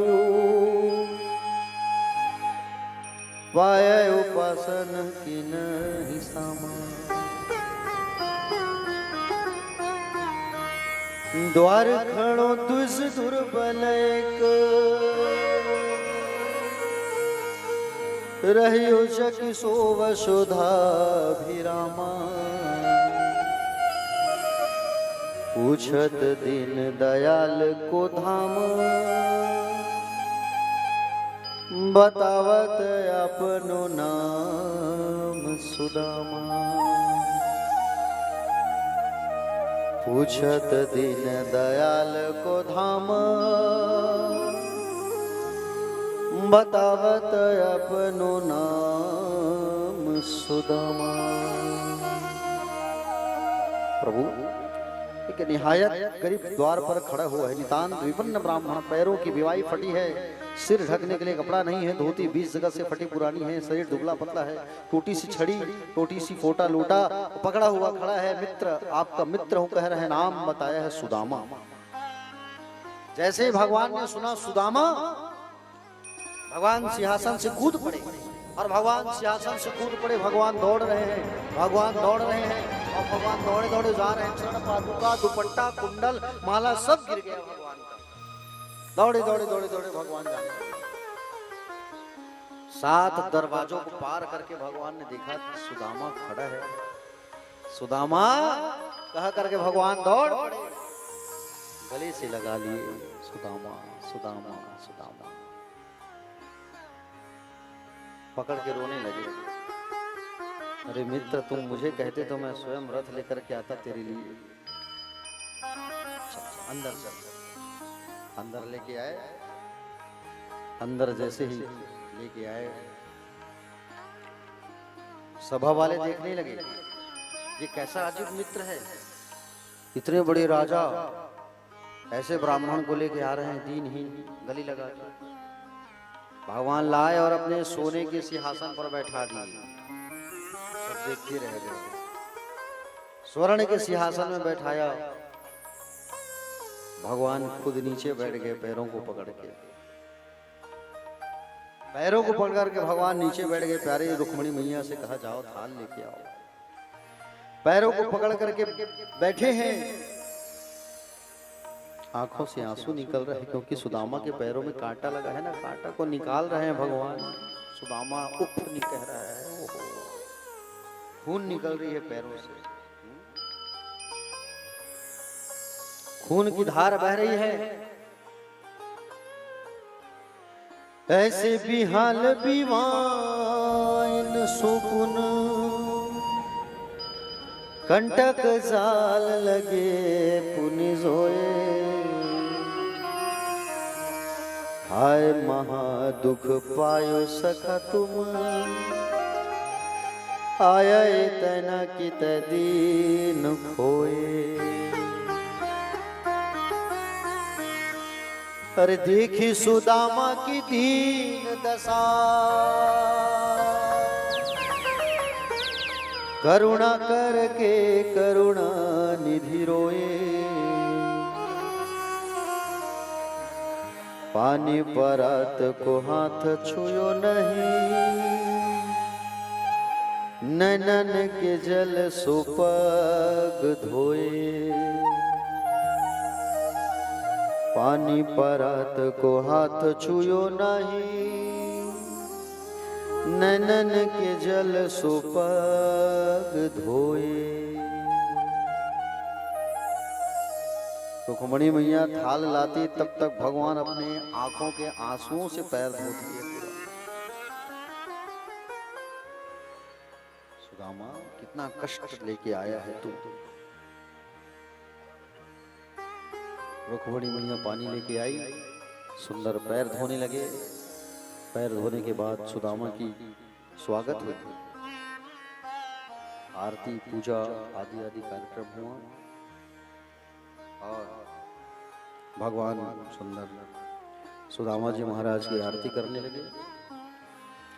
आरती करने के बाद भगवान उन्हें नया वस्त्र पहनाए, नया वस्त्र भेंट करे। और वस्त्र भेंट करने के बाद में प्यारे भक्तजन, वस्त्र भेंट करने के पश्चात वहां पे 56 प्रकार का भोग लगाया गया सुदामा के लिए। जिस पैर को धोया भगवान ने सुदामा के, उस पैर के जल के पानी को पूरे महल में छिड़काव करवाए हैं भगवान, पूरे महल में छिड़को। सुदामा कहे कन्हैया ये सब क्या कर रहे हैं, मुझे संकोच लग रहा है। भगवान कहे आज जो भी हूं मैं तुम सब ब्राह्मणों के आशीर्वाद से ही हूं। ब्राह्मणों का आशीर्वाद लेना चाहिए, ब्राह्मणों का दिल कभी नहीं दुखाना चाहिए। कलिकाल पे धराधाम पर 2 ही व्यक्ति की विशेष पूजा करो, 3 व्यक्ति, माता पिता, ब्राह्मण और गुरु, ठीक है। गौ माता, माता पिता और ब्राह्मण, इनका दिल कभी नहीं दुखाना, ठीक है। बोले मैं आज तुम्हारे आशीर्वाद से ही हूं सुदामा, जो भी हूं मैं। विप्र प्रसादात धरणी धरोहम, विप्र प्रसादात कमलावरोहम, विप्र प्रसादात अजितो जितोहम, विप्र प्रसादात मम राम नाम। अरे तुम्हारे आशीर्वाद से ही तो हूं सुदामा। सुंदर पकवान 56 भोग लगाए। सुदामा जी ने कहा ये सब 56 भोग मुझे मत दे, तू तो मुझे केवल नमक दे दे, नमक से ही मेरा पेट भर जाएगा। ये सब देगा तो मेरी बुद्धि भ्रष्ट हो जाएगी। सुंदर भगवान ने ऐसा कहा। सुदामा जी ने कहा, भगवान ने कहा पाओ, चलो दोनों पाएंगे। उनकी जितनी पत्नियां थी सब आके सुदामा को प्रणाम किए, आशीर्वाद लिए। एक आई आशीर्वाद लिए गई, एक आई आशीर्वाद लेते जाते गए। सुदामा जी ने पूछा क्यों रे कन्हैया कितनी शादी किया है? बोले 300-400 पत्नी है तेरी, सबको आशीर्वाद देती देती मैं थक गया, और कितनी बची है? इतना शादी किया, एक भी शादी में नहीं बुलाया भैया तू? कन्हैया ने कहा कि बोले सब शादी हड़बड़ी में हुई है लाला, अच्छा एक बात बता, वैराग्यपूर्ण बातें तुम किया करते थे, तुम्हारे अनुकूल कोई पत्नी मिली कि नहीं मिली? बोले हाँ, तुम्हारी भाभी है, नाम है सुशीला। अच्छा, हमारे लिए जरूर कुछ भेजी होगी। और जैसे कहा हमारे लिए कुछ जरूर भेजी होगी, सुदामा जी छुपाने लगे पोटली को, और सुदामा जी पोटली को छिपाने लगे। अब पोटली को छिपाने लगे सुदामा जी, भगवान देख लिए, अब भगवान छीन लिए। अब भगवान सुदामा की पोटली को छीने और छीन करके उसे खोलने लगे। पोटली को छीन लिए और छीन करके खोलने लगे प्यारे। और खोल करके देखा, क्या देखा कि भाभी मेरे लिए चावल के दाने भेजी है, टूटा फूटा चावल। सबको ली और भगवान पकड़ के उसे खाने लगे। एक मुट्ठी खाए भगवान तो पूरे स्वर्ग की सुख की संपत्ति दे दिए सुदामा को। दूसरी मुट्ठी खाए, पृथ्वी पर जो एक छत्र सम्राट को जो सौभाग्य प्राप्त होता है सुख, वो भगवान ने दिया। तीसरी मुट्ठी जैसा खाना चालू किए तो पकड़ लिया हाथों को रुक्मणी मैया ने। बोले क्या कर रहे हो आप, ज्यादा खाओगे तो पेट खराब हो जाएगी, कच्चा है बहुत। इस ब्राह्मण में बहुत दया आ रहा है आपको, कोई जरूरत नहीं है खाने का, सब चीज लुटा दोगे तो रहेंगे कहाँ। सुदामा जी की खूब सेवा कर रहे हो, बैठे रहो। ओ मैया, बैठा उनको, बैठा, अभी चढ़ाना नहीं है आप लोगों को, बैठे रहो। मैंने कहा ना अभी किसी को उठना नहीं अपनी जगह से, मैं बताऊंगा, बैठे रहो। कब चढ़ाना है, क्या चढ़ाना है, आज चढ़ाना ही चढ़ाना है, टेंशन मत लो, ठीक है ना। आज चढ़ाना ही चढ़ाना है, बैठे रहिए प्यारे भक्तजन। सुदामा जी महाराज एक रात रुके वहां, और एक रात रुक के सुदामा जी वहां से जाने लगे। रातों रात भगवान ने विश्वकर्मा भगवान को आदेश दे दिया। क्या आदेश दिया कि बोले कि तुम जाओ विश्वकर्मा और उनके लिए सोने की नगरी बनाओ। सुंदर नगरी निर्माण करवाया गया। सुदामा जी जब वापस आए तो देखा मेरा घर चकाचक महल जैसा बन गया है।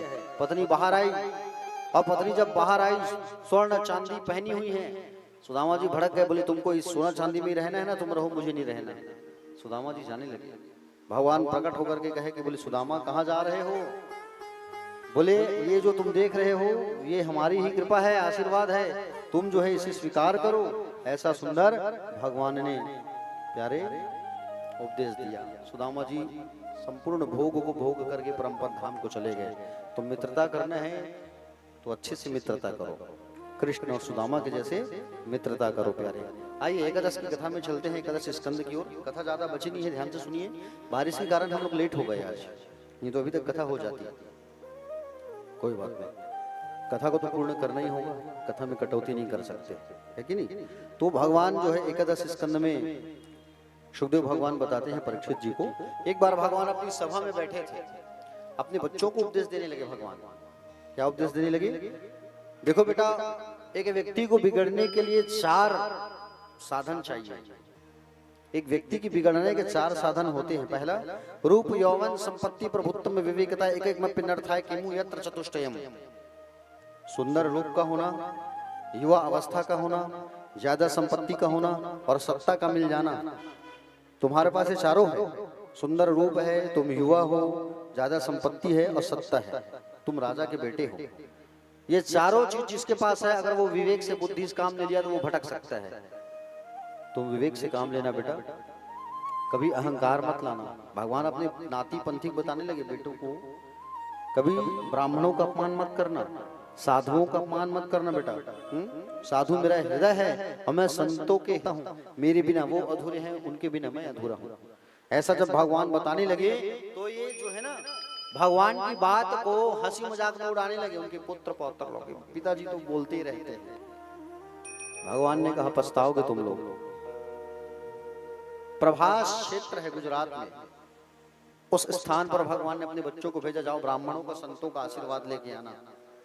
अब वहां जब जा रहे हैं तो जाम्बवती का जो बेटा है सांब, उसे नारी बना दिया इन लोगों ने, और कपड़े का गट्ठा पेट में बांध दिया है और जा रहे हैं। सब संतों का आशीर्वाद लिया। दुर्वासा, वहां पे विश्वामित्र है, असित है, कण्व है, भृगु, सबसे आशीर्वाद लिए। पूछ रहे हैं कि बताओ इसके पेट में क्या है, नर होगा कि नारी होगा, लड़का होगा कि लड़की होगा। सब चुप थे। दुर्वासा जी महाराज लास्ट में बैठे थे, उसके पास जाके प्रणाम किया। दुर्वासा ने कहा तुम लोग छल करने आए हो मुझसे, मैं श्राप देता हूं तुम लोगों को, तुम्हारे गर्भ से लड़का लड़की नहीं, तुम्हारे गर्भ से लोहे का मूसल जन्म लेगा और वो लोहे का मूसल तुम सब यदुवंशियों के विनाश का कारण बनेगा। श्राप दे दिया। सब लोग डर गए और डर करके कहाँ आ गए? समुद्र किनारे आ गए। समुद्र किनारे आए और लोहे को जब निकाला साड़ी को तो लोहा निकला, लोहे को घसने लगे और घसने लगे और जब घसने लगे लोहे को तो छोटा छोटा लोहों का कण निकलते गया। उससे एरका नाम की घास, चुकीली घास जो है उत्पन्न होते गया और उसी नुकीली घास को उखाड़ के ये भगवान के पुत्र पौत्र मारने लगे एक दूसरे को। झगड़ा हो गया इनमें, आपस में विवाद हो गया, तुम्हारे कारण ये सब हुए, तुम्हारे कारण ऐसा। मारने लगे सब एक दूसरे को, मार मार के सब मर गए। कुछ ही बच्चे उनके बचे थे भगवान के नाती बन के। कुछ छोटा सा लोहा का जो कण बचा था उसे समुद्र में फेंक दिया था, उसे एक मछली निगल गई थी। उसी समय एक जरा नाम का शिकारी बहेलिया शिकार करने आया तो वही मछली पकड़ी गई। उस मछली को ला के चीरा तो लोहे का कण चमकता हुआ निकला। उस लोहे के कण को ये शिकारी बाण बना लिया। जरा आज भगवान का अंतिम समय आ गया है जाने का। और भगवान जो है जाने से पहले क्या किए हैं, सबको कुछ कुछ दे के गए हैं। भगवान के पिता जो है ना यज्ञ कराए, राजसू यज्ञ, वहां पे सब आए थे, देवकी यशोदा सब। तो देवकी से पूछा माँ तुम्हारी कोई अंतिम इच्छा है? तो देवकी मैया ने कहा मेरे मरे हुए पुत्रों का मुझे दर्शन करा दो बेटा। भगवान ने दर्शन कराया। यशोदा से पूछा आपकी कोई अंतिम इच्छा है माँ? यशोदा ने कहा बेटा इस जन्म में नहीं, अगली बार जब तू मेरा बेटा बनेगा तो मेरी गर्भ से तू जन्म लेना। मैं तुझे जन्म देने वाली माँ बनना चाहती हूँ, पालन करने वाली नहीं। नंद बाबा से को भी कुछ कुछ वहां पे दिया गया। वसुदेव जी को ज्ञान सीखना था तो नारद जी को बुला के ज्ञान सिखाया गया। आज भगवान अपना 125 वर्ष पूर्ण करके जाने वाले हैं प्यारे, और 125 वर्ष भगवान पूर्ण करके जैसे जाने वाले हैं। भगवान जो है भालका क्षेत्र है, भालका क्षेत्र गुजरात पे, देखना आप लोग जब जाओगे तो पीपल के पेड़ के नीचे सोए हैं भगवान। उसी समय वो जरा नाम का शिकारी आया शिकार करने के लिए, जंगल में आ गया है। इधर अर्जुन, उद्धव, दारू सब भगवान के पास आए।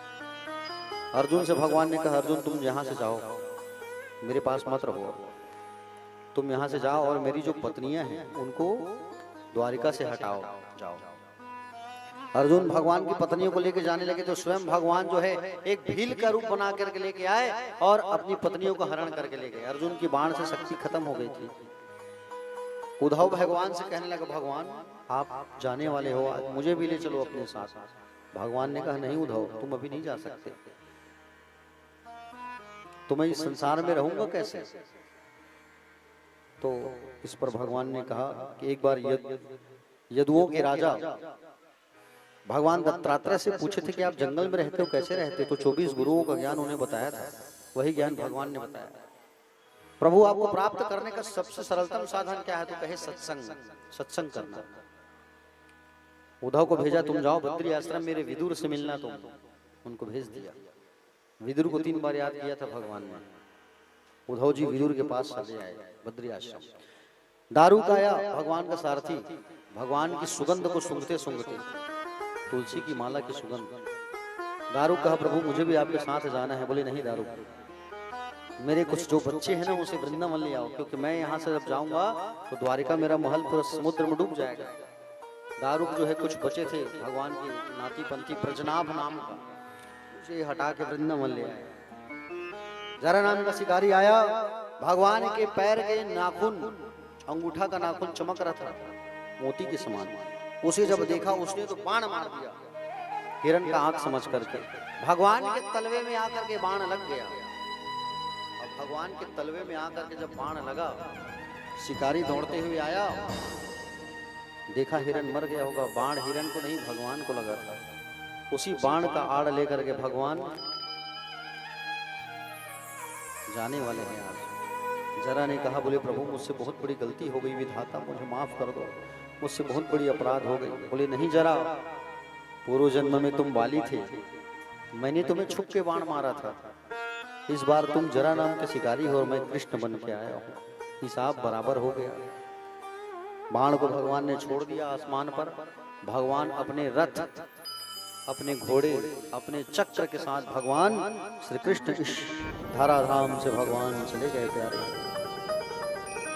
बोलो भक्तवत्सल भगवान की, बाके बिहारी लाल की। भगवान चले गए संसार को छोड़ करके। सुखदेव जी ने कहा राजा परीक्षित से, परीक्षित आज तुम्हारा 7वां दिन है, और क्या सुनना है तुम्हें बताओ, और कुछ जानना है? मैं जब तक यहाँ हूं परीक्षित, तक्षक नाग आगे तुम्हें नहीं डस सकता। बोलो क्या सुनना है? प्रभु आपने जो सुनाया मुझे वो मेरे लिए पर्याप्त है प्रभु। मैं तुमसे प्रश्न करता हूं परीक्षित। बोले पूछो। क्या तुम मरोगे अब? सुखदेव जी ने पूछा क्या तुम मरोगे? परीक्षित ने कहा मैं जन्म ही नहीं लिया हूं तो मरूंगा कैसे? सुखदेव जी कहे बस राजन मैं समझ गया, तुमने भागवत सुनी है। मैं मरूंगा ऐसा जो सोचता है उसकी बुद्धि पशु की बुद्धि, उसे त्यागो। ये संसार तो सपना है, प्रभु का मैं अंश हूं। मेरा लक्ष्य तो केवल भगवान को प्राप्त करने का लक्ष्य है प्रभु, मैं कैसे मर सकता हूं? सुखदेव जी चाहते तो मृत्यु को टाल सकते थे, लेकिन मृत्यु को टालना समस्या का समाधान नहीं है। आत्मबोध करा देना ही मुक्ति का मार्ग प्रशस्त करता है। सुखदेव जी खड़े हो गए, बोले राजन भागवत कथा तुमने सुना है? भागवत के 5 फल प्राप्त होते हैं, तुम्हें बता रहा हूं सुनना। भागवत कथा के 5 फल प्राप्त होते हैं। कौन कौन से फल? ध्यान से सुनना। पहला फल है निर्भयता। भागवत कथा आप सब सुने हो, भागवत कथा का पहला फल है निर्भयता, दूसरा है निसंदेहता, तीसरा है हृदय में प्रभु को साक्षात प्रवेश, चौथा है सभी में भगवत दर्शन, और 5वां है परम प्रेम। ये 5 फल प्राप्त होता है भागवत कथा सुनने से। ठीक है। सुखदेव जी महाराज से पूछा मेरे जाने के बाद इस देश का क्या होगा? तुम्हारे जाने के बाद ये देश खंड खंड हो जाएगा, कालांतर में सब राजा राज्य करेंगे, उसके पश्चात ये देश अंग्रेजों का गुलाम हो जाएगा। ये भगवान सुखदेव ने पहले ही कहा दिया है परीक्षित, 8 यवन और 10 गोरे आएंगे, ये देश अंग्रेजों का गुलाम होगा। कलिकाल में लोग अत्याचार करेंगे, भगवान धर्म की स्थापना के लिए फिर से कल्कि का अवतार लेंगे। ये पहले ही अंग्रेज के गुलाम थे कि नहीं हम लोग? ये पहले हमारे इतिहास में वर्णन है, हमारे ग्रंथ में वर्णन है ये चीज। सुखदेव भगवान वहां से चले गए। राजा परीक्षित प्यारे, तक्षक नाग आ रहा है। तक्षक नाग आया और उस राजा के शरीर को डस लिया। आत्मा तो पहले ही निकल चुका था, क्योंकि जब वो कथा सुन रहे थे और 12वें स्कंद में जब आए ना, तो भगवान दोनों हाथ को उठा करके उसको बुलाने लगे, आप परीक्षित मेरे पास। और उसका आत्मा पहले ही जाके भगवान में मिल चुका था, वो तो शरीर बचा था, उसे आके तक्षक ने डस लिया। परीक्षित का जो बेटा था जन्मेजय, ये सांपों को मारूंगा, वो सांप मेरे पिता को डसा है, कहा कि सर्पष्टि यज्ञ करवाया, तो बृहस्पति जी आके रोके हैं सर्पष्टि यज्ञ मत करो। ऐसा परीक्षित जी की भी आज मोक्ष हो गई। 7 दिन का साथ था उनके पास, और 7 दिन के साथी हम सब। 8वां दिन किसी के लिए नहीं बना है, बना है क्या? किसी के लिए नहीं बना है, ना आपके लिए ना हमारे लिए। 7 दिन के ही साथी हैं हम सब। हाँ, सोमवार से गिन लो। अब परीक्षित जी की मुक्ति हुई, जन्मेजय राजपाट संभालने लगे। 12 स्कंद यहाँ पूर्ण हुआ। प्यारे भक्तजन, आप सबने भी श्रीमद् भागवत की कथा सुनी। श्रीमद् भागवत जो है प्यारे, पुराणों में सबसे श्रेष्ठ है। जैसे नदियों में गंगा श्रेष्ठ है, देवताओं में अच्युत भगवान श्री कृष्ण श्रेष्ठ है, हाँ, वैष्णवों में भगवान शंकर श्रेष्ठ हैं, वैसे ही पुराणों में श्रीमद् भागवत श्रेष्ठ है। ठीक है, समझ रहे हो ना? क्योंकि पुराणों का तिलक है भागवत। भागवत कोई साधारण नहीं है प्यारे। ठीक है, आओ हाथ जोड़ो सब लोग, हाथ जोड़ करके भगवान से कहो, हे भगवान, हमने कथा सुनी है, हमसे जो गलती हुई है प्रभु बाके बिहारी, आप अपने चरणों में हमको भी स्थान प्रदान करो, आप अपनी भक्ति हमें प्रदान करो। जो हमसे गलती हुई है 7 दिन की कथा में, 8 दिन की कथा में, भगवान उसे आप माफ कर देना। ऐसा कह करके मेरे साथ उच्चारण करिए। चलो कहो, नाम संकीर्तनम यस्य सर्व पाप प्रणाशनम प्रणामो दुख समनस्तम नमामि हरिम परम। हाथ उठाइए और हाथ उठा करके कहिए श्री हरये नमः, श्री हरये नमः, श्री हरये नमः। बोलो भागवत भगवान की।